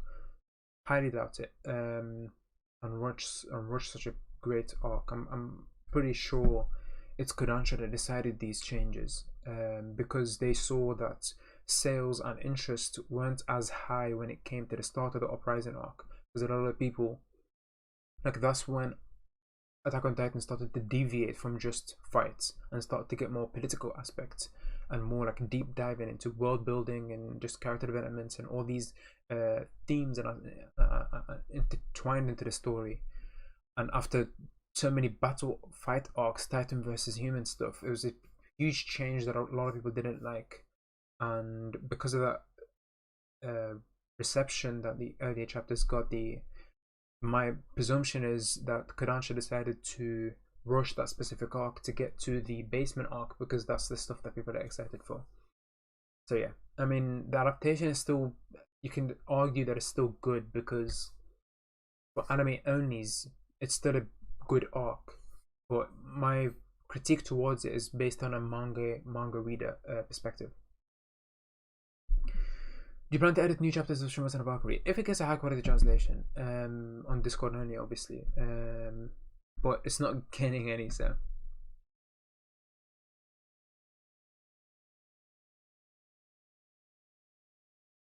What's your opinion of overpowered main characters in anime? It could be done well, right? So like, How I Got Reincarnated as a Slime has a fairly overpowered character, but the series itself, it's still enjoyable, and the character still has developments, because I don't know why a lot of mangakas fail to put into it and implement it. You can be an overpowered character and still have character development, but a lot of mangakas seem to like deviate from it, and they don't put much focus into the overpowered character and focus on the side characters. But like Slime is an example of a character that's put into a lot of attention when it comes to his character development, despite him being fairly overpowered. And like Slime's main focus isn't the fighting; it's the political aspect, and just all of that. The world building is the good thing about Slime. How I Got Reincarnated as a Slime, and one of the reasons why I enjoy Isekai so much is because of the aspects of, like, when you find a good Isekai, you find a really good series with amazing world building, just amazing world building, and that's like what Isekai brings, because it's a fantasy world that's created by the mangaka. If done well, it can be really enjoyable. But the problem with Isekai, it's you have to, you know, scroll through hundreds of garbage series to find the rare gem that's just like insanely good. And thankfully, I found two rare gems that are insanely good. I found a few more, but I can't remember their names. But like Slime and Spider are really good isekai series. Honestly, the Berserk weight is painful. That's making me dislike her, which is understandable, yeah. Which is better, Hellsing Ultimates or the improved version? I've never watched Hellsing Ultimates, so I've never watched, because of that, obviously, I've never watched the abridged version as well. Is Shiva fight coming soon? I honestly don't know. The high quality chapters haven't been released. As I stated before, I tried to commission the group who are translating the high quality chapters to speed it up. I sent them £100, speed up that process. But after a few weeks of them being late, I requested a 50% discount. A week even, not even a few weeks, just a week of nothing being released. I requested a 50% discount, a 50% refund. And just yesterday, essentially, I messaged the individual who I'm in contact with to request the other 50% refund, because it's been a month and not one chapter has been released. And yeah, I'm just, that's not something that I personally commissioned them to, you know, speed up the process, not have the same pacing. It's still the same slow pacing. Nothing's changed from me commissioning them. Yeah. T22 getting in trouble for Rocket of Ragnarok stuff makes no sense. Let's be real, most of you saw Adam versus Zeus or any other Rocket of Ragnarok fight on YouTube right here for this matter. That's something that I highly debatable, because when it comes to a English fan base, yeah, whatever, it's not putting much effect onto series sales or anything of the sorts. I was gonna put my videos down when the anime comes out anyway, to avoid people watching my videos than watching the anime, in because that would actually affect the market. But it did affect market. Like it'd be fairly ignorant of me to dismiss, especially on the first channel and the second channel, more specifically the second channel, because the first channel I didn't put much thought into what reach my videos were getting into. But the second channel, like 40% of my viewers were from Japan, so yeah, I was affecting the market heavily, because I was doing like war chapters as well, and adapting all these other things. So I was doing a lot of impact. This one, the impact to the Japanese market is fairly small for the old videos. I think the Japanese fan base was like 2% of the views or something of the sorts, if I remember correctly. It's hard to confirm and check because the views are gone, the videos are gone. But I'm pretty sure it was like 2% of the views were like Japanese viewership, and but the problem is still comes to French, Italian, Spanish, or these other languages that have an official translation. So it still does affect the market of specific things. Can it just not blur out? There we go. Can it just focus on me? But yeah. So like that's why I'm fine with me getting taken down for Record of Ragnarok. I was planning to take him down sooner or later, and if they weren't fine with it, then whatever, right? I do admit that it does do damage to the industry into specific aspects. So if they're not okay with that, then yeah, whatever. Especially when it comes to like I'm not enhancing much of the work. If it was enhancing much more, then I'd be more annoyed with me getting taken down. But since I wasn't doing much motioning or anything of that sort, whatever. Just move on to the next series. For me, that's my perspective of it. Especially like Berserk, like as you saw from, and I'll show it again. Rather than choke, I don't want to show much of the clips of Berserk. Majority of this episode is motioned, right? I think I made a tweet to talk about the percentage of stuff that's motioned in the episode. Around 90 something percent of images is motioned. So whether that be clothing, hairs, whatever it is, majority of the episode is motioned. So that, for me, puts that into the enhancing the work and makes it fair use. That I'm more confident of that aspect. And since I'm covering a fairly old arc, I'm more in tune with the lack of damage that I'm putting into the series, if that makes sense. So yeah. So like I'm not affecting the series sales because Golden Age arc is like what 10-20 years old or something. And by the time that I reach the new arcs, it'll take like 5-10 years or something. Like my schedule for these is fairly long until I cover everything. Like the thing that I heard that might put people off about watching my series over anyone else is Studio Taka is not adapting the Golden Age arc because it already had an adaptation. For me, the Golden Age arc is an opportunity to experiment with motioning and try to have an idea of where my motion content will go. So like these 30 or so episodes that I'm doing at the Golden Age arc will set the standard, especially by the last episodes, will set the standard of what my motioning will be. So like I'm looking to improve, especially with every single core. So the first core will cover up until around Doldry, and the second core will cover up until around obviously the rescue of Griffith, and the third core will just focus on the eclipse and the aftermath, the final like few chapters of the Golden Age arc of Guts saying his convictions of declaring war essentially on Griffith and all these Russell's. The name just completely disappeared from my brain. But yeah, that core 3, the third core, that focus is like I want to put full effort into showing what kind of work I want to put into the other arcs, especially the Conviction arc and so on and so forth. But with Studio Taka, since they're a huge studio with a huge amount of stuff that's working for them, they kind of already have that standing earlier on, and since they take a lot of time working on every single episode, they kind of like set what the quality that they want to go into with this second episode and going on to the third episode with slight improvements every now and then whenever they get more people working for them. So, and they plan to release an episode every 6 months.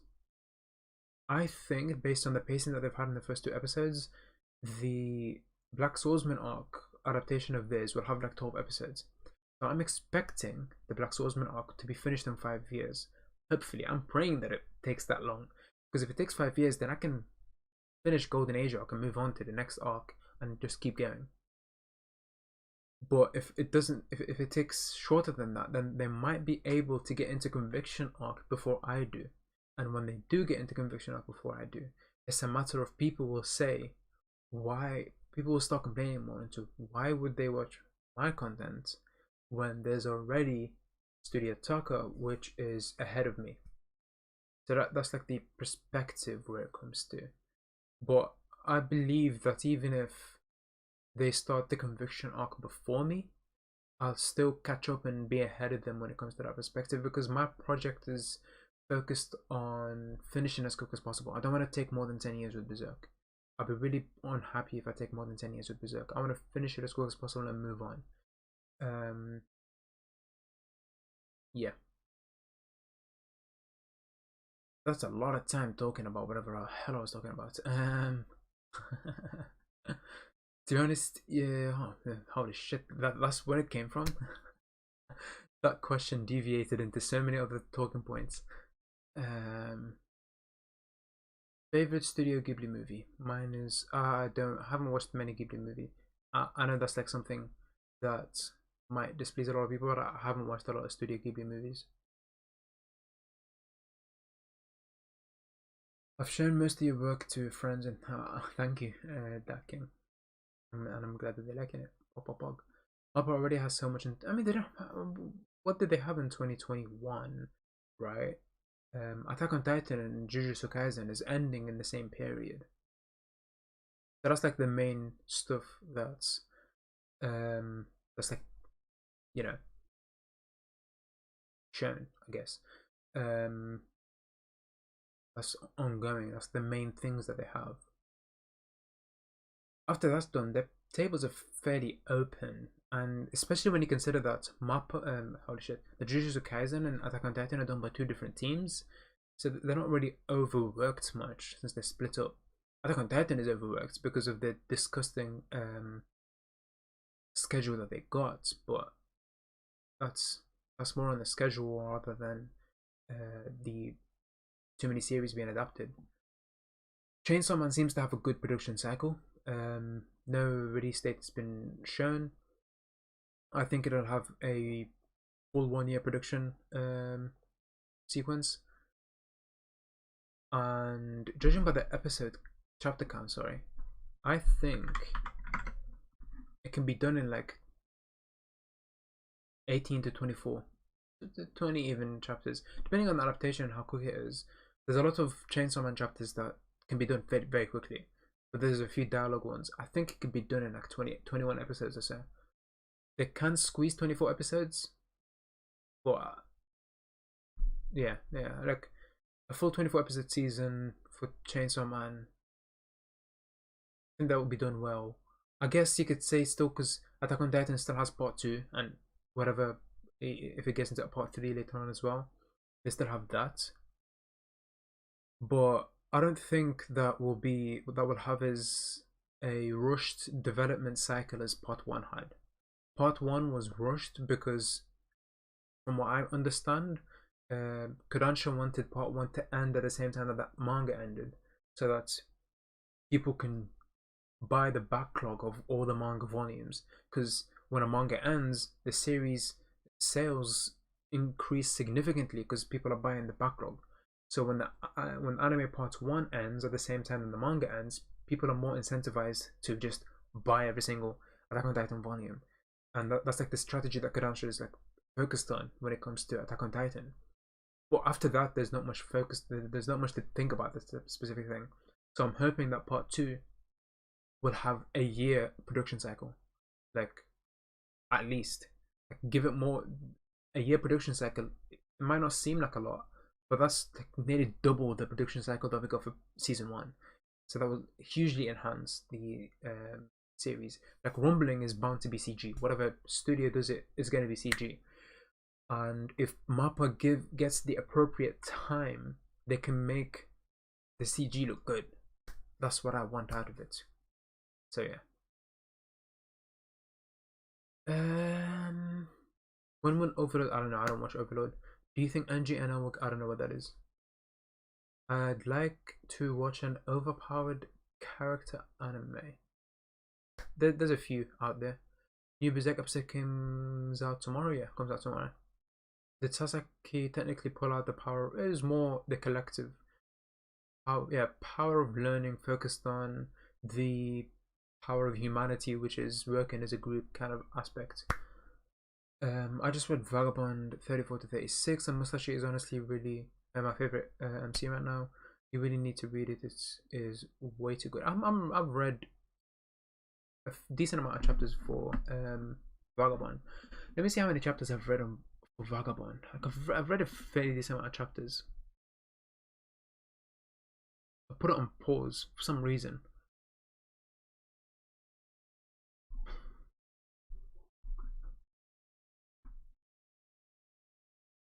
And I can't find it. Right.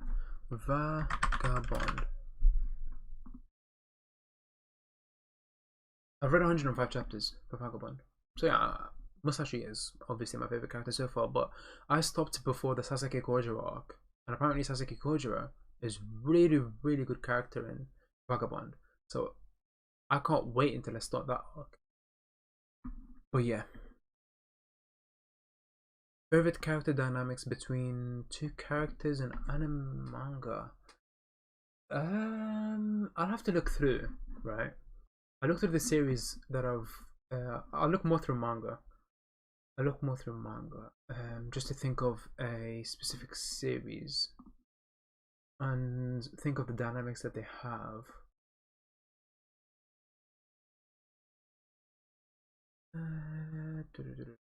Two characters in anime manga. I guess. So, right, Hunter x Hunter, Komugi, and oh shit, the Ant King. I forgot his name. Holy shit, Meruem. There it is. That's really nice dynamic, just because of the impacts that Komugi had on Meruem. Like, Komugi helped create one of my favorites antagonists. So that would be like one of the reasons behind that. I guess even though I'm not that far into Monster, I guess Johan and holy shit, what's the main character? Kenzo, Tenma, whatever. Johan and Kenzo, I'd say so far there are a nice dynamic between those two characters because of the parallels of the two. As like Kenzo, obviously, so far from what I've seen, is built up as this very moral character who, doctor, specializes in saving people, ends up saving the wrong person. And Johan, so far, I've still got a lot to read, but is built up as just a monster, just inexcusable monster. At points, even because there's a lot of Nazi groups in the series where he's written as the new Hitler. So obviously I'm expecting more writing into that, since it seems like the way that it's going, he's not as a emotionless monster as hinted at by a lot of characters. It seems like there's a lot to Johan, so I'm interested in seeing that explained more in the later chapters. So that's on this specific series. What else? I guess.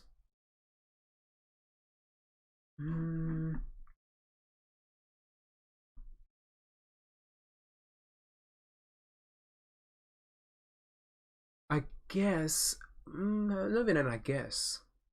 Eren and Reiner, I enjoy that. Essentially similarities but parallels, I guess. Because they're fairly similar in a lot of things, but fairly parallel in a few things. So I enjoy that. That dynamic between those characters.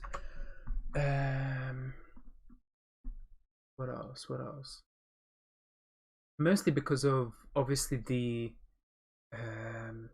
so like the specific thing that I enjoy about that is Eren's obvious, the environment of Eren and how that cultivated him to be who he is, and the environment of Reiner and how that cultivated it to them. Because Eren and Reiner are examples of two sides of the same coin.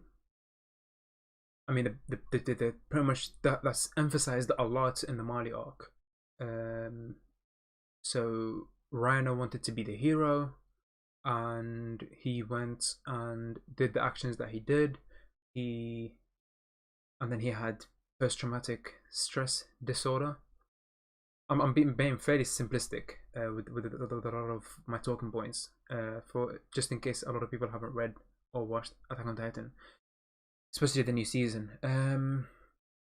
And Eren is fairly similar with that aspect of because like Reiner's reasoning is like obviously for at first it was to have a relationship with his father, to make his father proud, and then later on to be a hero, to make himself a hero, to be a hero. He wanted to be a hero for personal reasons of the impact that he had based on the talking points that his mother had, as well as the interaction that he had with his father. Like, that's like one of the huge motivating factors for Reiner. And then when it comes to like Eren, with the just build up that he had from the beginning of, first it was the Titans eating his mother. The reason why I'm trying to be simplistic is Eren and Reiner's character. I can talk for hours on to their specific dynamic and everything, but like the reason why these character dynamics between the two is one of my favorites is because of the scene in the basement point 2 in Marley arc. That's like one of the huge major reasons why that's one of my favorites, dynamics and everything. Just seeing that interaction unfold between those two characters. I really want to go into more of the reasonings, but I will blab on a lot, and I don't want to blab on too much. On the series, I guess Haikyuu. But Haikyuu, rather than Haikyuu is a special case. Rather than character dynamics between two specific characters, it's more like team focused, of rivalries of a specific team versus another specific team. So it's more character dynamic, team dynamics, I guess, if to use a more a term that focuses more on that, is of team dynamics, and that works a lot with like sport manga. A lot of sport manga that I read, Haikyuu, Diamond Ace, is a lot of those is more into the dynamics of specific teams, of the antagonist and the protagonist, and the specific feelings that they invoke fighting against each other, and the development that they have, and the investment and everything of the sorts. That's like specifically focused on like a team dynamic aspect of sports series, rather than a character focused one. The dynamics between Hinata and Kageyama. Oh yeah, the Hinata and Kageyama one is something that's been put a lot of focus on, and I really enjoy that of that aspect, especially since a lot of series try that whole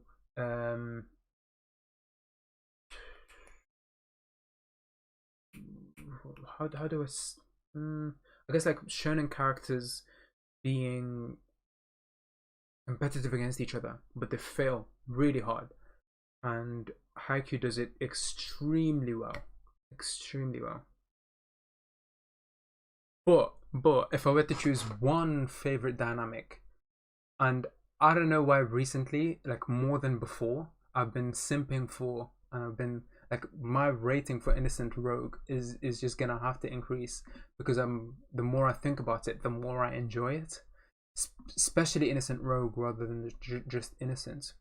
And I'm gonna have to give Innocent Rogue a higher rating and increase it in my list of series. But anyway, before rambling too much, there's a lot of dynamics in that specific series, and the dynamic that I enjoy a lot in that is the main two characters in Innocence, which are Charles Manson. Charles Manson, is that a name? I'm really bad with names. Sanson, not Manson. Why did I say Manson? Why is Manson in the top of my head? Sanson. Man, let's just read it. Let's just find the series. I don't say random names trying to guess the name. I'm really bad with names. Sanson, yeah, Sanson. How did I say him? Anyway, Charles Sanson and Mary Sanson are just one of the more interesting dynamics that I have in that series, especially in Innocent Rogue. In Innocent, Mary is fairly young, and towards the end of the series, obviously she grows up and everything.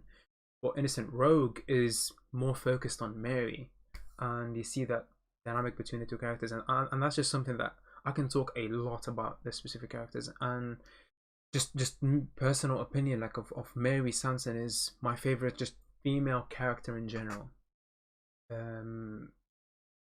So yeah, when it comes to character development and our approach of characters, Charles and Mary are just amazing. And when it comes to how they interact and how, I guess, the personalities fight up against each other, and like yeah, it's just something that adds a lot more to the series. So without going too much into spoilers, obviously, like Mary Sanson was someone I'm going to talk more about this because that's like it's coming closer to being one of my favorite series. It's already in my top 10, but it's slowly climbing up the ranks the more I think about it. But yeah, give me 1 second while I formulate my thoughts, because I haven't talked about this at all. So yeah, Mary Sanson started off as being hated by everyone in a place where obviously time period was a sexist time period, and she was, to get into the position of executioner, she was raped as a child, and that all plays into her perspective of the world, which is she wants to clean the world with executioning, which develops later on, in especially Innocent Rogue, into that specific target in mind. But that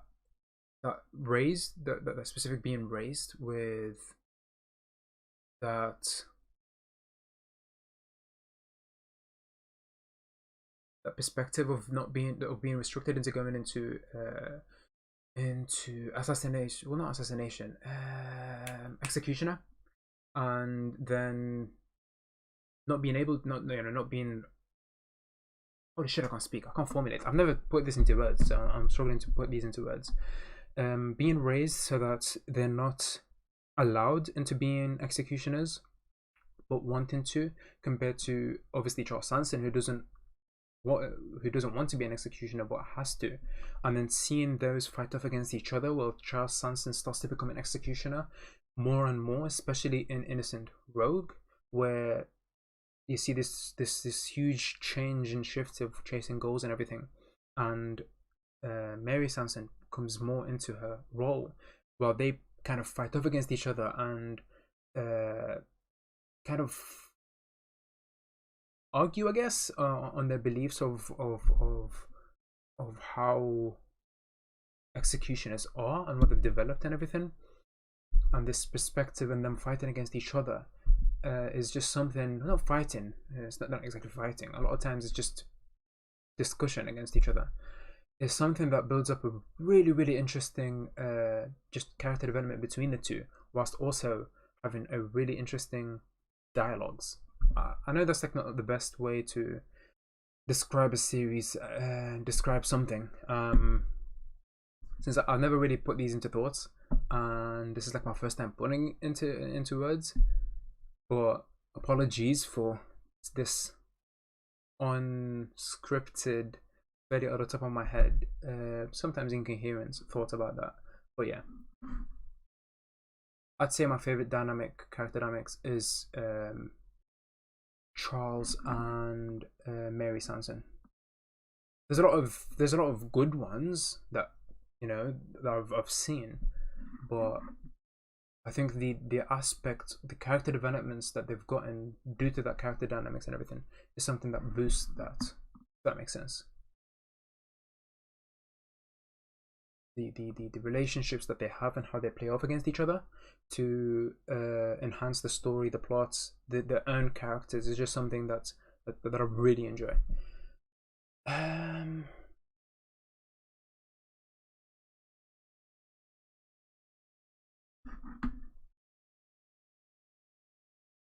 A long time to answer that due to me not haven't answered that before. I've never been asked that before, so yeah, long answer to that. But hopefully that gives off the answer that you were looking for, Neo.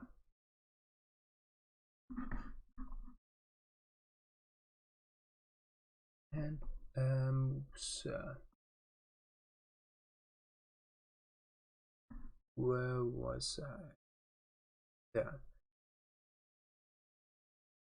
I don't know free. So yeah, I guess they have Chainsaw and free, but they do have a huge studio. So I wouldn't say it's not like a Wit studio where they have limited staff working on specific anime. They're a huge studio from what I know. So, what are your thoughts on more borderline hentai anime like we do over here and interspecies reviewers? Dog shit, just making hentai. I mean, the story isn't good. And I know a lot of people will be sensitive about that specific talking point, but Read Over Healer is trash, and Interspecies Reviewers is just dog shit series. These series are dog shit. There's literally no defending that specific aspect. They're not borderline hentai; they are hentai, and they're not really. I mean, there's no good hentai to begin with, but yeah, they're just shit series. Reader of a Healer is a special shit series which brings about the edgy reader who thinks that they're special because they read a rape series and enjoy it. I mean, rape when intertwined into a story, if handled well, can make sense, right? So like, there are tasteful ways, right, and when it comes to handling rape into a story to build up a specific character or anything of the sorts, to not shove it into your face when it's like pivotal into the story where there's a reason for it. There's a lot of really just pointless adaptations of rape, just really dog shit approaches. So Reader of a Healer, just dog shit. There's no reason for it other than being edgy for the sake of being edgy. That's a dog shit approach. Berserk is an example of that has a mixture of, none of it is really tasteful, but a lot of it makes sense to the story. Some of it makes sense to the story. So the stuff that happens in the Golden Age arc makes sense to the story, right? But when it comes to the horse scene, and I'm sure everyone knows what I'm talking about when I'm talking about the horse scene, that was unnecessary and just that was edginess for the sake of being edginess. Like that just doesn't help. And I guess the point that comes out of it, and from what I see, and I think I've heard that person make that specific point. I don't know who made that point, but someone made the point of when it comes to the mangaka for Berserk, the way that they bring about trouble. I can't think of the specific wording for it, but when it comes to having a mental fight against a specific character, it differs between male and female, right? So let me just clarify. For a male character, whenever it comes to like seeing a something that damages them and all that shit, like very hardcore stuff, it's them being murdered, their friends being murdered, so on and so forth. That perspective. When it comes to a female character, it seems like a lot of times he just does rape, which is, it's okay, you can do it, but stop repeating it. I hated that he tried to pretty much, tried to do that same thing with what's her name? Oh, the shit, the girl from the Conviction arc. I'm really bad with names. Berserk Conviction arc characters. It's the girl who had the horse scene. So, Yeah, funnies. It's like that wasn't necessary, and he didn't need to do that since we already saw her character dealing with, with religion as a struggle. There was no need to include rape at all, since it just didn't do anything. That was literally there for no other reason than to be edgy. Like, Jesus Christ, like I get that there are certain times where it's okay to do adapt rape in a way that makes sense to the plot and in a way that is tasteful, but calm down, mangaka. You don't have to spam it every single time you get to make a point.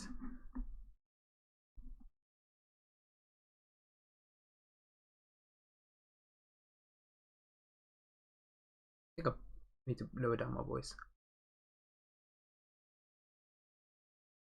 My Hero Academia is super mainstream, but I've never seen a dynamic quite like Deku and Bakugo's.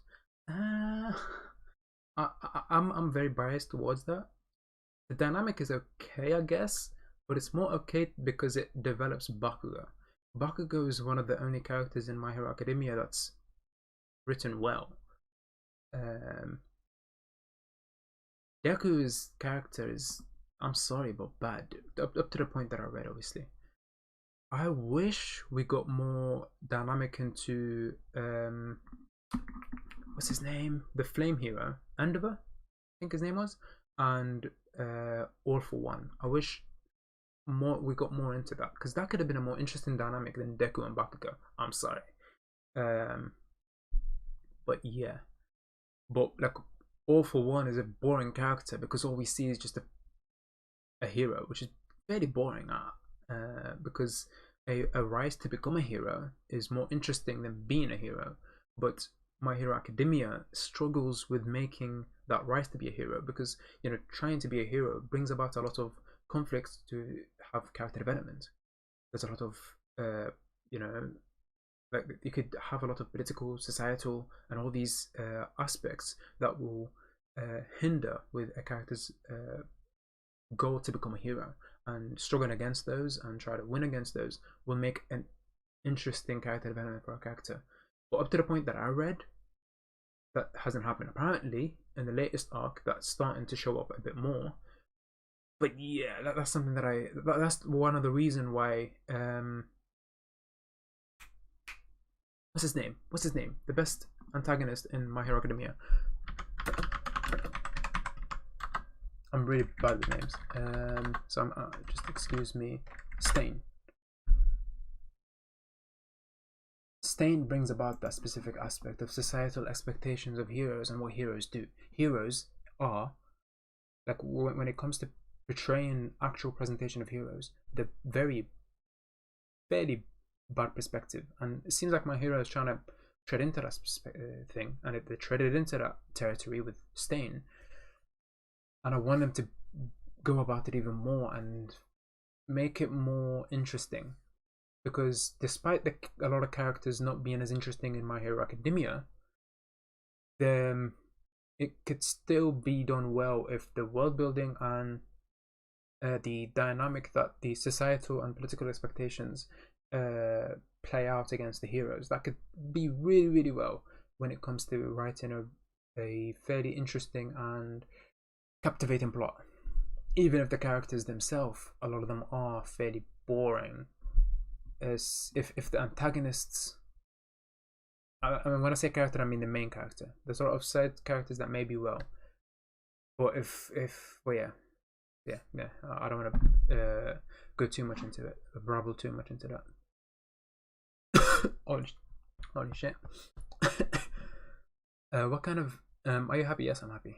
Should have I think I skipped a few questions. Have you read Pun Pun? No, I have not.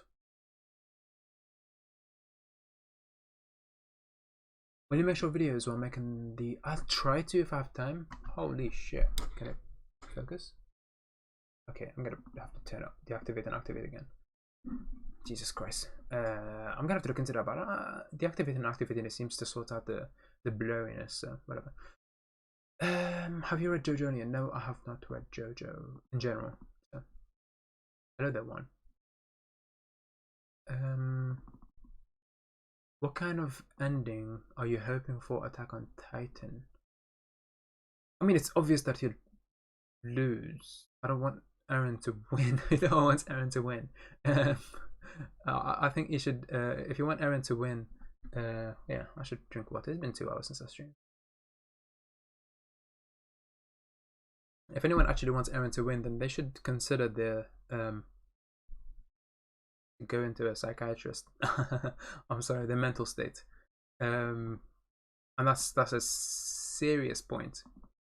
So obviously, I want him to lose, but there's no specific ending that I'm hoping for. I'm just hoping for an ending that ties in everything, especially Eren.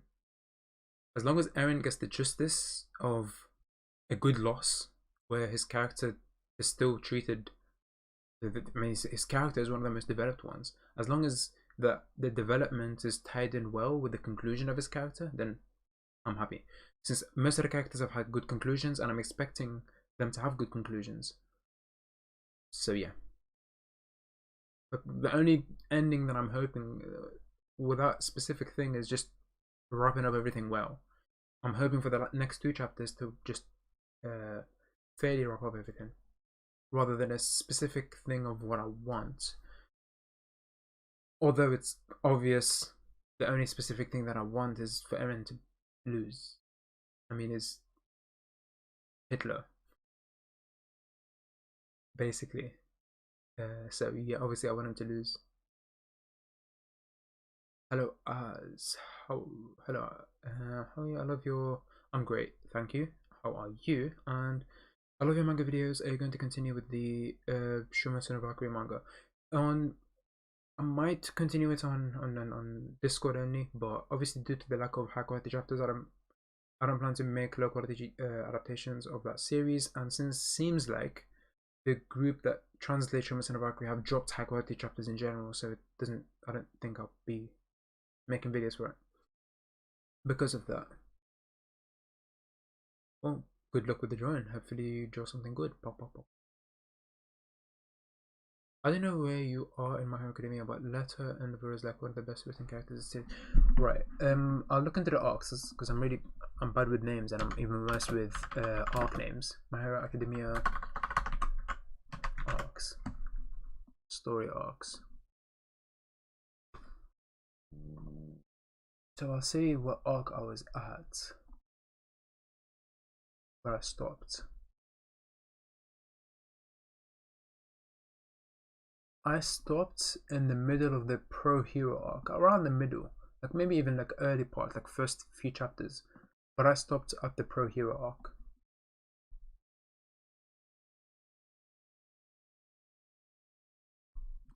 When I got into the point and I saw there's no much potential for the series, I kind of just dropped it. Well, not dropped it, put it on pause because I want to get back into it now since I've read a lot of.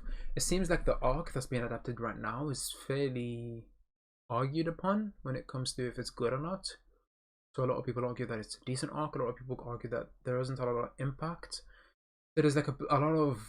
It's a fairly controversial arc, especially the ending of the arc.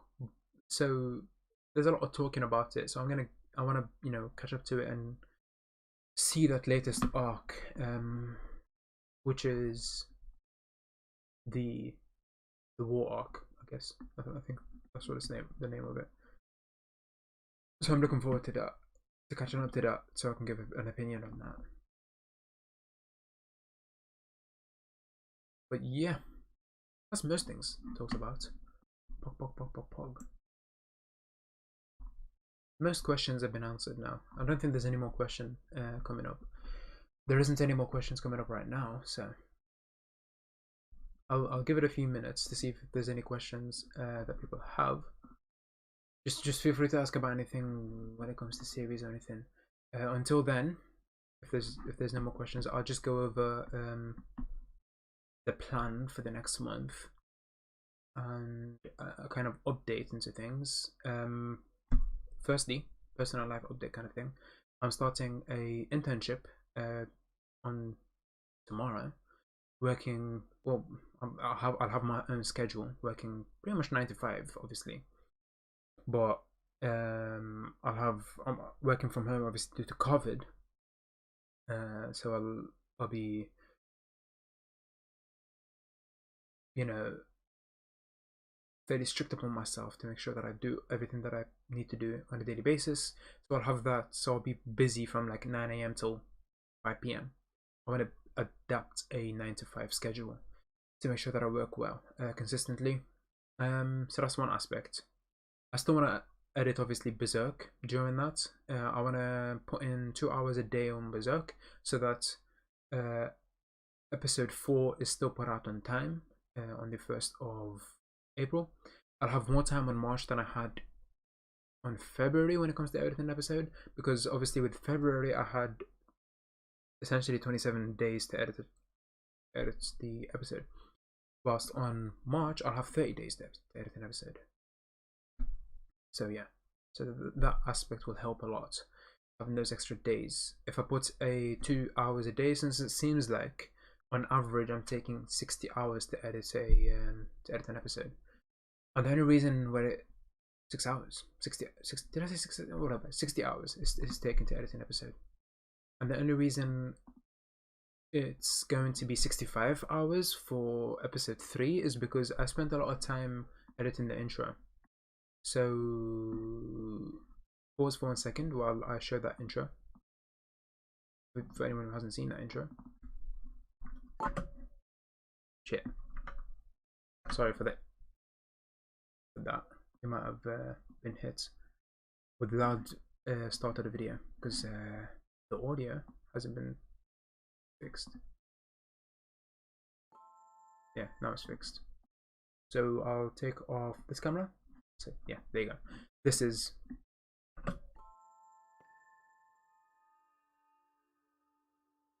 the intro, and it took like 4 or 5 hours to do. That's why this episode 3 of Berserk took 65 hours overall to do, compared to everything else. But on average, it seems like I take 60 hours to edit a Berserk episode, which I'm really glad about. So if I put 2 hours a day, I can put out the episode by the end of but finish an episode by the end of March. So hopefully I can stick to that schedule and I can still put out content even when I'm working. Because if I could still put out content during that internship, then that means I can still put out Berserk even if I get a full-time job, right? So that's like one of the things that I'm hoping for. So that's one aspect. The huge projects that I'm working on, I've mentioned them multiple times, but I guess I'll just reaffirm them now. Obviously, the Berserk thing is still ongoing, and I'm still adapting it and everything of the sorts. The next thing that I'm adapting is, for obvious reasons, Promised Neverland, as I've announced. I don't know how long that will take. It's a production cycle of similar to an anime, so I'm giving it 1 year to 2 years to adapt the arcs that we're expected to be adapted in season 2. And what else? There's obviously Attack on Titan, which I plan to do motioning as well for. I don't plan to do motion for the final arc because the final arc isn't something that's highly rated by me compared to every other arc. The final arc will just have a full normal editing wise. But after the final arc, I plan to go into the Uprising arc, especially the Uprising arc, and edit all of that arc and release it. And then moving on to Return to Giganshina, Marley, and Parody. Although these other 3 arcs are like a maybe. The main thing that I want to do is the Uprising arc because of the for me obviously bad adaptation that it got in the anime. So I want to give that justice by editing it myself and including all the content that was kind of missed out on the anime. Character developments of like Historia and Levi. So that's like one of the things that I want to one of the reasons why I want to go into specifically adapting the Uprising arc. So that's like one of the projects that I have, and for obvious reasons I have all these other projects. So give me 1 second whilst I check something. Open my video documents and so I'm going to do arcs. After Siren, I plan to move on to Magi, which it's not going to be obviously it's Magi after the anime, and Magi will get the treatments that everything else is getting. So chapters will be motioned. It will get the same treatment as Promised Neverland, Attack on Titan, Uprising Arc, and Berserk. It'll be a weekly basis chapters of post anime chapters arcs that will be motioned. So hand movements, hair, so on and so forth. And then after Magi, it's going to be Noragami, and then D Gray Man, and then there's Innocent Rogue, The Climber, and all these other series that I'm reading that I'm giving higher rating to are being added into my to-do list. Although a lot of them I might not be able to motion, like The Climber, I might not be able to motion as efficiently because of the detail that it has in the background, especially the mountains and everything. It's not really there's not much stuff that I can motion in The Climber, other than like background and stuff like that. I guess Climber can be a learning lesson to do more background motioning, like snow and stuff like that, and all of that. So there's a lot of like to do stuff, and that's not even including fights, which I need to update and everything. Which fights just include a whole list of just fights that people have requested from Discord to YouTube, whatever. So there's like a lot of stuff to do. When it comes to like content, I'm never running out of content, and what is not included into these is the review series that I plan to do on my AD channel, and hopefully doing review series will help make me more, like, one of the things that I want to improve when it comes to stuff is my perspective into series. I want to put more thought into the way the series writes. I myself write, right? So I want to appreciate the in-depth aspects into character development and the way that characters are written and the arcs and how they play around with each other. And writing reviews hopefully will help show that and appreciate specific arcs more. I want to do more character analysis arcs more than the ones that I've done already, but due to the time that I have on these other projects, I don't have time to do character analysis. When it comes to character analysis arcs, I put a lot of time into reading, rereading, and rereading, and then rereading the arcs to not miss out on anything, and then putting a lot of time into writing a rough draft, and then cleaning up the draft and cleaning and then recording. Like, it takes a long time to write and record and put out an analysis, full arc analysis video, and I just don't have that time right now. One of the analysis arcs that I want to work on and I want to get done is Eren Kruger analysis arc, and that's, if I keep going with the pace that I'm going at right now, it's going to be like a 3-hour video or something, maybe even 5-hour video. Like, it's like that in depth when it comes to it. So like that's like unfortunate when it comes to that, and I just don't have the time, because my majority of my time is obviously spent editing the stuff that I'm editing right now. So yeah, and even at times I don't have time to edit the things that I'm on my to-do list. So like right now the to-do list obviously consists of the important stuff, like Siren, since I want to do it as daily as I can, Attack on Titan, Berserk, and Promised Neverland. Those are like the main things on my to-do list. But there's also Bleach and Baki, Bleach/Baki, to do fights on, which I can't do on because a lot of times my time is spent on these other series. I don't want to overwork on my hours. I try to edit, especially a short amount of hours a day. Since it's a hobby, I don't treat it like a job. There are days where I'm editing, especially lately. 2 days ago and 3 days ago, I was editing on average like 10 hours a day for a total of 20 hours on 2 days. So I wanna, but that's like a special occasion. When I'm in the mood, I can edit 10 hours in one day. But on a normal occasion, I'm editing for like 6 hours a day, sometimes 8 hours a day. And if I don't feel like I edit like 4 hours a day. So because of that, I don't have time to do analysis videos, as unfortunate as it is. But yeah, let's answer the final questions before I end the stream. It's been a 2.5-hour stream. I didn't expect the stream to be that long, to be honest. So I'll answer the final questions.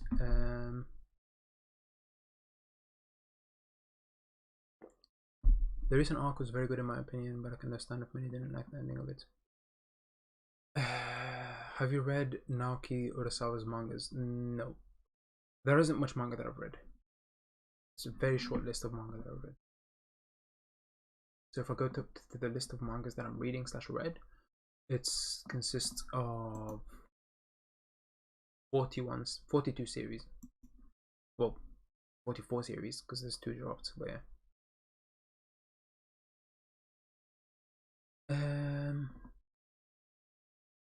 Raiden versus Shiva. Sorry for this repetitive question, but I edited. If there's ever a high quality panels, yes, but it seems like there's never going to be high quality panels.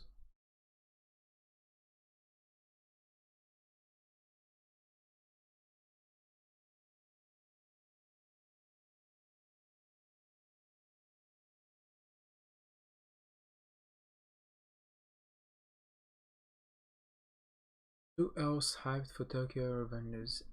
I've heard mixed feelings about Tokyo Revengers manga. I've heard it had a good start, but then it falls a lot at a certain points in the manga. But I'll give the anime a chance. Still give.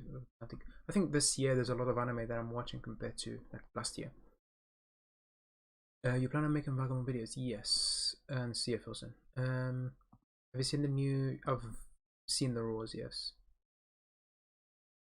How old are you? I am 23, about to be 24. Jesus. How much anime you like?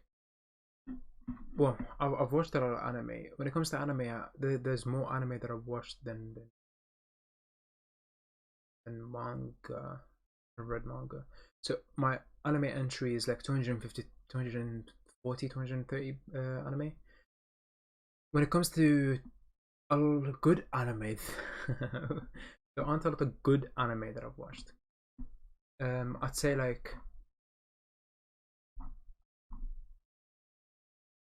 only around 80 of the anime that I've watched are good. 80 out of 200 and something, which is fairly good to be honest. But you know, 80 out of 240 is like 33%. There's only 33% of the series that I enjoyed, which is unfortunate, but what can you do? And out of that, there's only a very small amount of series that I've given an 8 or plus to. So let me see how many animated series I've given an 8 out of 10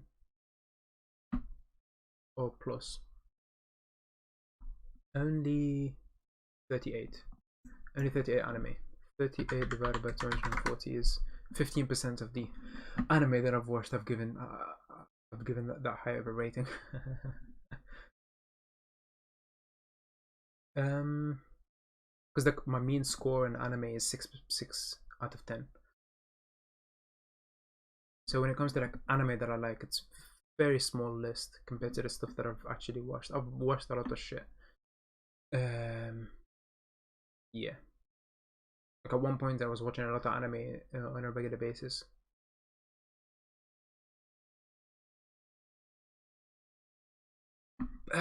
Monster is one of them. Before you end, just wanted to say great job with your videos. You got me into Record of Ragnarok.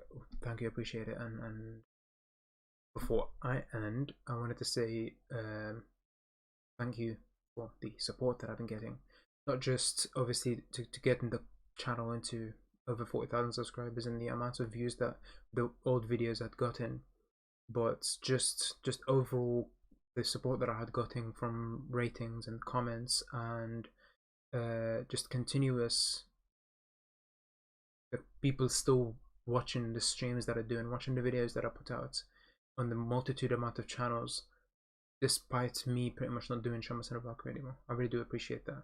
But the fan base is still here, the people who are still here despite me deviating and everything, and just overall people who found me through Shama Senobaka, just anyone, all of you found my content, who've watched it, enjoyed it and everything of the sorts, and I really do appreciate it.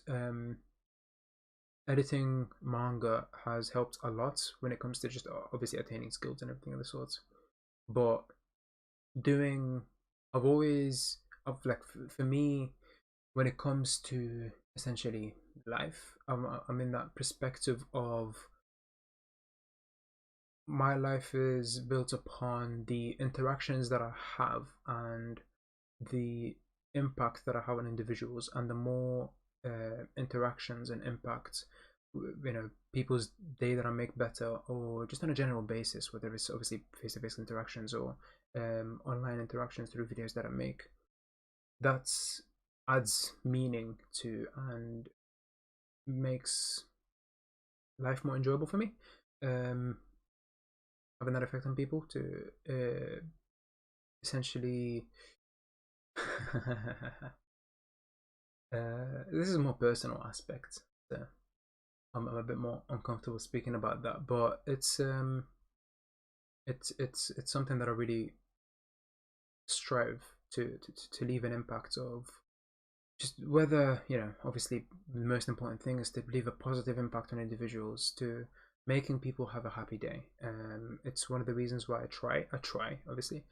I've made a lot of flaws, but I try to be as good of a person as I can be to make as many people happy as possible, because at the end of the day, the more people that I make happy, the better overall value in life that I have. So seeing the individuals who continuously say that they've enjoyed the series, the videos that I've done, and specific comments that have said that they rewatched my videos on a continuous basis and they've got a excitement feeling out of it. It's just something that I really enjoy, and it's nice to see. Editing is something that I've enjoyed just doing on a solo aspect of just editing. I enjoy doing, and when it comes to the impact that I'm having on individuals' feelings in a specific day, is something that adds value to it even more, and I really appreciate you guys coming into the streams, asking questions, and putting up your thoughts and leaving all that feedback into these videos. Appreciate all of that, and I don't think I can say that 100 times, and it's it'll never be enough. I can never downplay the impacts that editing has put into it, and if the channel hadn't got the attraction that it had, this impact that it has had on my perspective just in general, like I've never thought that editing videos will make me reconsider my moral aspects and my philosophy in life and everything, but it has affected that, and it has helped that due to interactions that I've had on streams and just on YouTube comments. It has enhanced my moral compass, I guess. So I really do appreciate that, just watching the videos and leaving comments, because you've helped interactions on a normal basis help develop an individual's perspective, and you guys have made multiple interactions that have helped enhance that and make me reconsider specific aspects, and I really appreciate that. It wasn't just like one comment or two comments or three comments, it was hundreds of comments. That has helped a lot, so appreciate it. Jujutsu Kaisen episode 20 was great. Sorry for the long response, since I was on a ramble.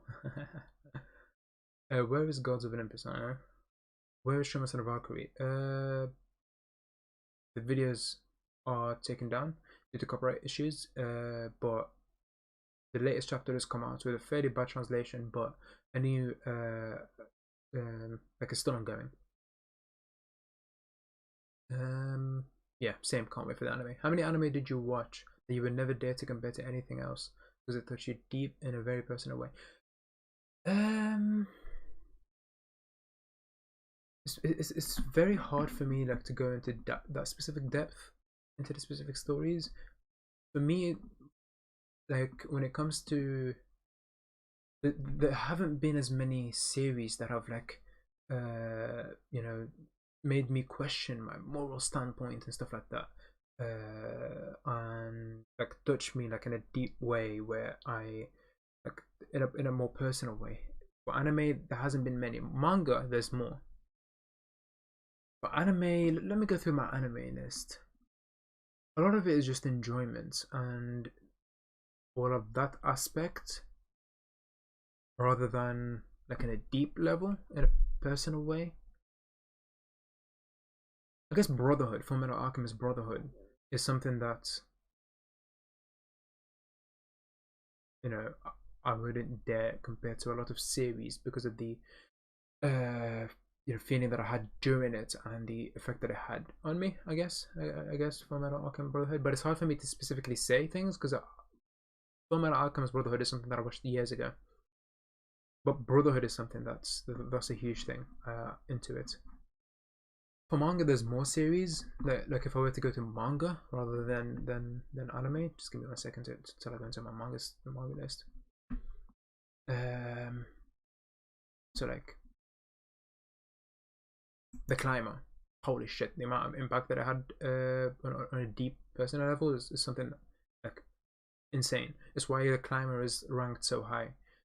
The Climber is just an exceptionally written, more on a realistic aspect series. That's like one of them. Monster is having that specific impact into it as well, due to the moral. Like it's making me, whilst reading it, the question that moral aspect, because Monster is that moral fight. I guess Vinland Saga, especially the farm arc, has that aspect. Attack on Titan has that aspect a lot, because when it comes to manga, there's more, and Attack on Titan is there's a few anime. It has an anime as well, so I guess that would clash with anime that make me feel a certain way. But Attack on Titan, I'd say more due to manga because the anime is just now adapting these arcs, that because the reason for that is Attack on Titan focuses on these. A lot of series don't do like two sides, two bad sides kind of thing. Like Attack on Titan, both sides are bad, right? And a lot of series struggle to like show that and go into depth into reasonings behind that and make you like understand both sides and struggle to pick a side to go for. Although obviously for the Eren thing, that's fairly easy to pick a side, but for like Marley versus parody or like all these other stuff, it's hard to like it becomes harder to choose a side, because they both have the very understandable when it comes to like the actions that they took. But the only one that's clear cut is obviously Eren, and that's like understandable, and it's obviously just his actions aren't justifiable. When I say justifiable, the approach of it's like easy to pick a side between Eren and the world is justifiable because Eren has been developed throughout the series. Because I know that can be taken out of context. But yeah. So where was I?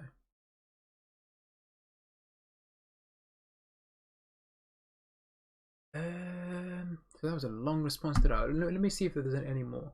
Innocent is 100%, especially Innocent Rogue, is something that I really because it had more social and political aspects into it, on top of the amazing art. But like the emotions that are invoked from the amazing art, as well as the amazing characters that I had and the amazing plot that I had, is just something that I really enjoyed.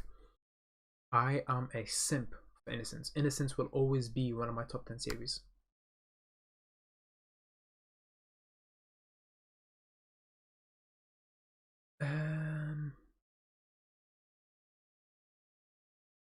Have you read Dr. Stone? I have not. I watched a few episodes and I put it on pause because I was watching it when it was a weekly basis, and whenever it ended, I never got to watching the full first season.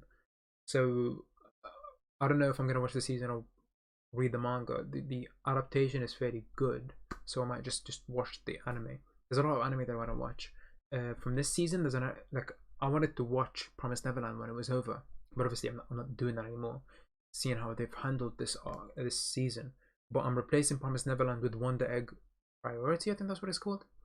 That's I've heard a lot of praise sung about that series, and I want to add it to my watch list and just watch it as soon as possible. Kenshi Wong versus Hades. Don't really care that much about fights. it's 9 in the morning here. It's 7:30 in the morning now. Can't wait to see that when you hit. I've never hit 1 million, and I don't deserve 1 million. A lot of more people deserve 1 million, but appreciate it either way. And a bit late, but good night, Marvin. And appreciate it, Marvin, as well. And to answer my modules by putting time. I'm assuming you're talking about university and everything of the sport, but putting time into looking at past. Obviously, that's a personal perspective. So look into finding ways that work for you. What worked for me was answering specific examples and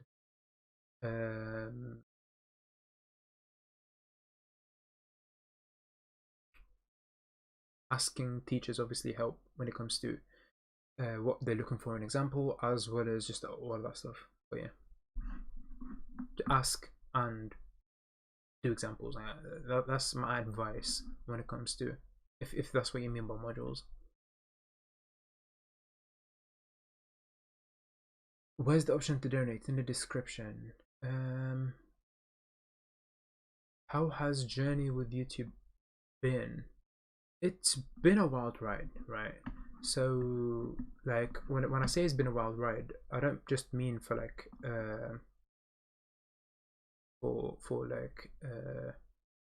like subscriber ways. It's been a wild ride when it comes to the mistakes that I've made and growing as an individual.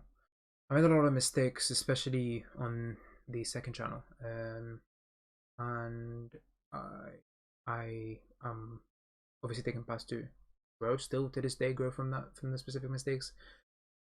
But that's like the main thing that when it comes to like the journey with YouTube, the thing that I value a lot is the mistakes that are made and growing from those specific mistakes. So when it comes to being toxic, toxicity, I can't speak. The toxic levels for me were fairly high when it comes to like responding to YouTube comments and all of that aspect. And it kind of increased when I was typesetting and like my own chapters. So at one point in the second channel that I had, if anyone remembers, I was paying for translations with the help of some Patreons and typesetting the videos myself and releasing them as quick as possible. At points like 16 hours after the episode releases. And a lot of the mistakes that I made was the toxic levels that I had. I was extremely toxic. Like I'll admit to this day that I was edgy. I used to be extremely edgy and extremely toxic, especially more like 2-3 years ago. But I was still fairly toxic and edgy a year ago. And a toxic level is still fairly like there, but it's like more done to friends who know that I'm being ironic and understand that I'm not being serious when I'm speaking of those specific things. But I still wanna be less toxic as a journey thing, and seeing the impact of being toxic as a on YouTube has kind of made me realize the mistakes that I've made in the past and made me want to improve more in the future, be a better individual when it comes to the way that I frame my arguments or the way that I respond to individual people. I try to give as much time as possible, and obviously it's hard to remove that toxic level in just a year. I'll admit there are still times where I'm fairly toxic in public with specific replies, because I was like toxic for a long time. So it's something that I've only realized like a year ago, and I'm working on it for the past year. But that's like the main thing of when it comes to the journey of YouTube, recognizing the impact of being that toxic and attempting to like tackle it and fix it. Because I'm fine with being toxic in private with people who understand that, but being toxic in like a public aspect is something that I regret, and I plan to like fix. That's like the journey with YouTube. A bit of a long and uh, more probably different answer than what you were looking for, but that's my answer to that set. Attack on Titan talk of hatred, how it made yeah. Aquarium Sophie, yeah. There's a lot of yeah. I just want to ask, have you watched any? Oh yeah, I've watched romance. I enjoy rom com. It's just hard to find rom com for me is similar to isekai. It's very hard to find good rom com because a lot of slice of life adaptation, which includes like slice of life, is a lot of like slice of life is rom com most of the time, right? And the adaptations are very boring, where nothing happens in the first 11 episodes, and last episode something happens that doesn't make sense to the plot that's been introduced to the first 11 episodes. But I've read romance and I've enjoyed a few decent romance series. But most of romance anime that I've watched have shit ending. Although even like although it's not a manga, it's a digital comic. But Real Life was a decent rom. I don't know if I did classify that as a rom com, but it was a romance series that I enjoyed. Although the ending of it was fairly mediocre. It's a decent ending, but it was fairly mediocre. I think that kind of stuff is it's hard to have a decent ending with a romance series, especially when comedy is introduced into it. So so far I haven't stumbled upon a rom com or a romance series with a good ending. I plan to read Kaguya-sama. That's a rom com that's like publicly recognized as a good rom com. So even with people who don't watch rom coms, so a lot of friends that I have continuously praise Kaguya-sama on its approachability to rom com. So that's like one thing that I want to watch as soon as I can. But yeah. Have you read Sunken Rock? I have not, no. I'm from Romania. Hello. It's hard to keep up with everything that is going on as I am class 10 and my final exams are coming up, so I wish I could keep up with everything. Yeah, I mean, good luck with that. I understand that specific aspect, and that's something that I'm going to have to struggle with more when I start working as a graduate job, if I'm lucky enough to land a graduate job.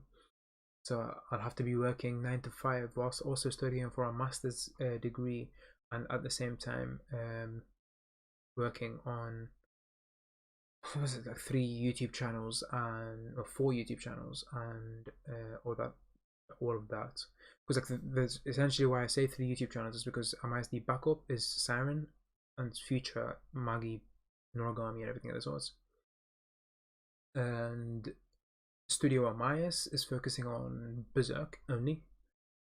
MISD will upload more of my like Attack on Titan, Promise Neverland, all that stuff will be uploaded on MISD, and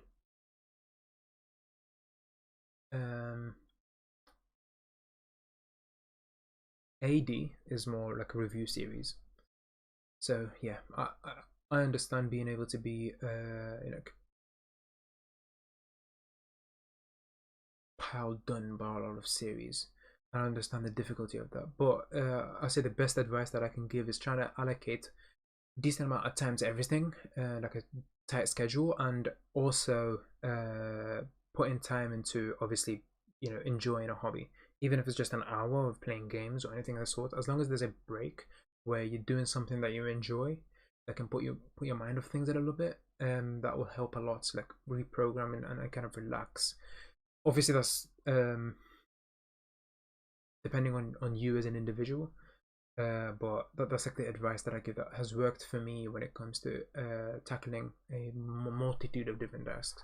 Having that tight schedule to ensure that I give appropriate time to everything so that I do everything, and having that personal time to enjoy whatever hobby that I have. But yeah. Yeah, I've seen the Rocket of Ragnarok latest chapter. I will say don't discuss the chapter was because I'm trying to keep the spoilers for people who might have not watched it.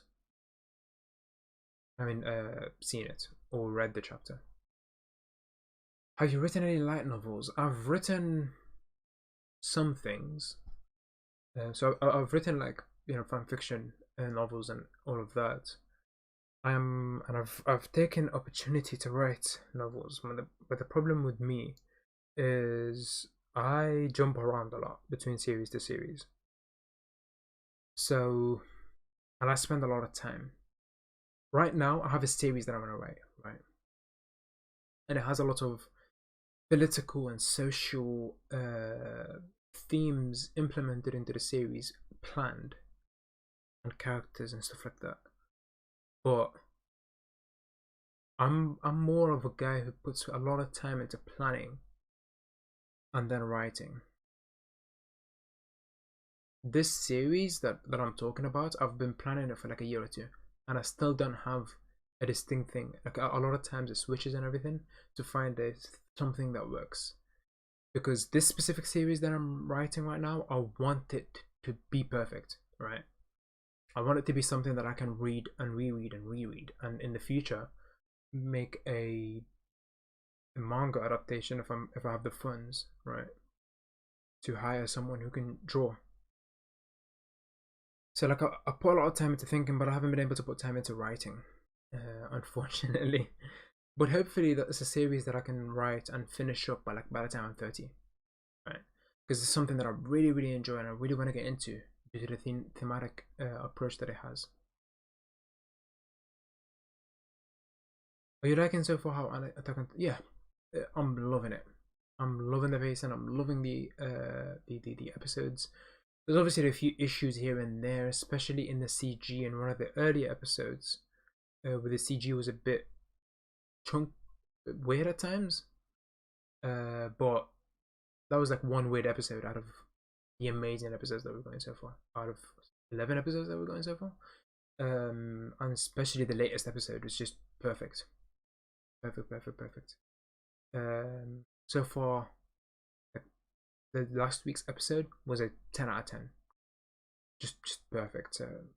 I'm loving this adaptation so far. And the next episode, there's a lot of 10 out of 10 content that's showing up. So I'm really, and the staff list looks good. So I'm hoping that the episode also is a perfect episode as well. But yeah.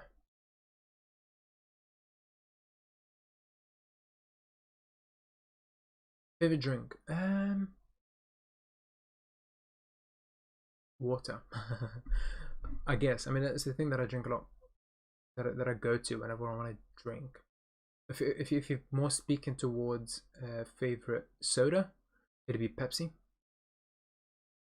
If you're more focused on specific juice, then orange juice. So if it's going into the specifics, but like water is number one.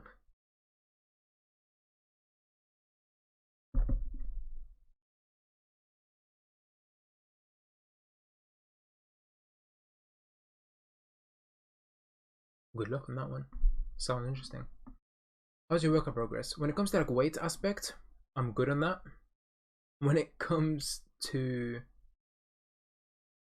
actually working out, it's been a more difficult aspect because I want to go to gym to work out. Gyms aren't open, so it's been difficult to do that. That's the difficulty when it comes to that.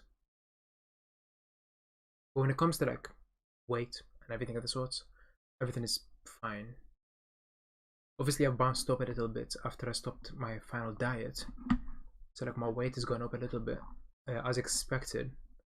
But everything else is like fine. It's not like I've gained 5 kilograms or something. I gained like a kilogram or so after bouncing off from that diet, which is to be expected, and I was expecting that. Right now I'm at 68 kilograms, which is still fine. Do you do any? I don't do martial arts. I'm not a huge fan of fighting, so I don't partake in fighting myself.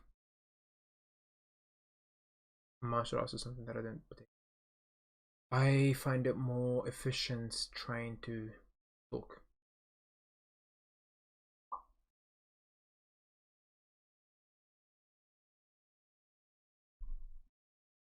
Although it's very enjoyable watching people fight in NWA in these specific martial arts sports.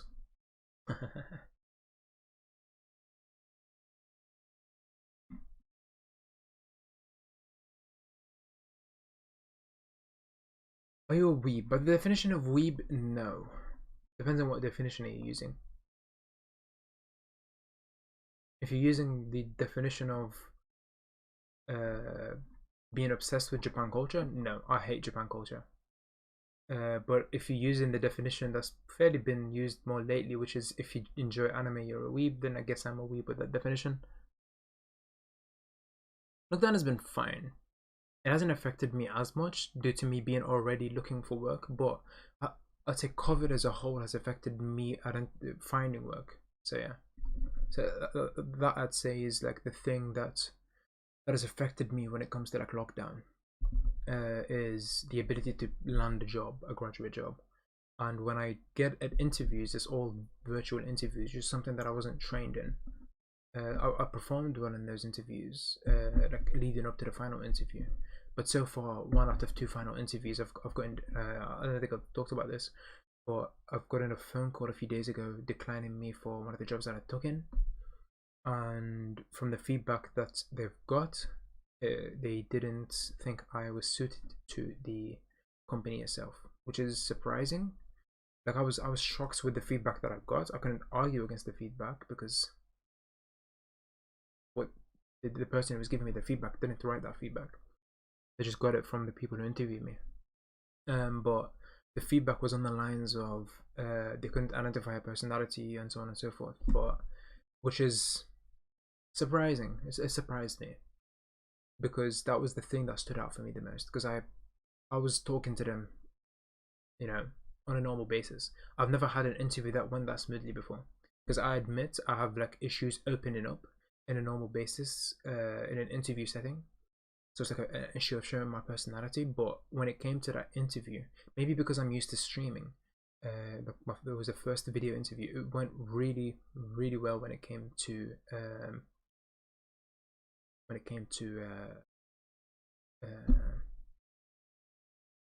showcasing what I am as a person, right? So I was, I started off as soon as the video interview started. I was just talking to one of the interviewers about the personal life. For example, we were talking about COVID, and I was helping teach my sisters, setting up a schedule so that they finish their work assigned to them by school. And she was talking about children, and like we were talking about that, and we moved on to talk about random things.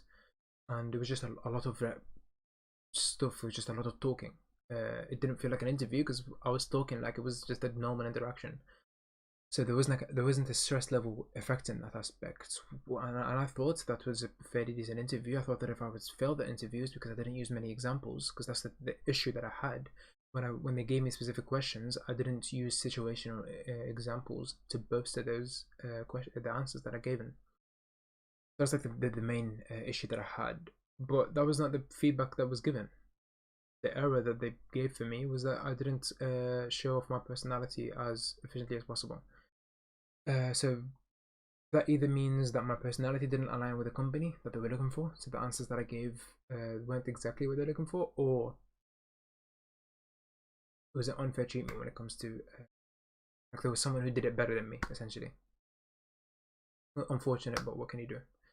As unfortunate as it is, people aren't looking for skills and adaptability and being able to do work efficiently. They're looking more into someone who can fit into the culture of the company. Which is something that I personally don't agree with, but I can understand why that specific perspective when it comes to business, like business management and everything.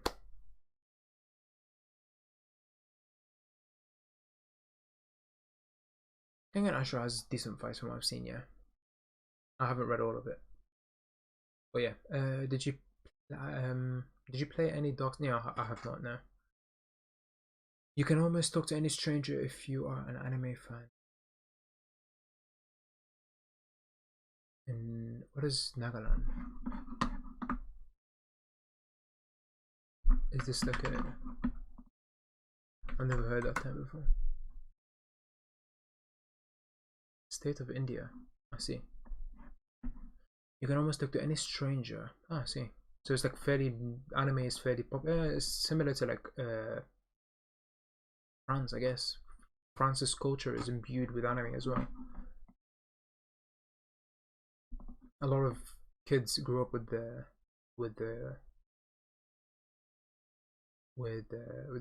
anime in France. So anime as a whole is starting to be integrated into a lot of different cultures, especially in Europe. So like specifically like France, Germany are the two examples that I can think of that the anime is pretty much injected into the culture, and it's become part of the culture. But yeah, that's the. I said I'll end this stream like 30 minutes ago, and I kept. There's been a few more questions, and I rambled a lot and specific answers that I was given. But that's a really good. It's been a really productive stream. Thank you so much. I can say thank you for just the support and showing up to the stream and asking these specific questions, just everything. I appreciate it. I'll now go and work on editing Berserk. So I've got a few things that I want to fix before I upload the video and schedule it for tomorrow. So I'll just be fixing some stuff for Berserk, and that'll be what I'm going to be working on today. Obviously the stream will be unlisted and available to watch on Discord. If anyone would wish to rewatch the stream, whatever. But I appreciate everyone coming in and everything, and see you guys whenever I stream next time. See ya.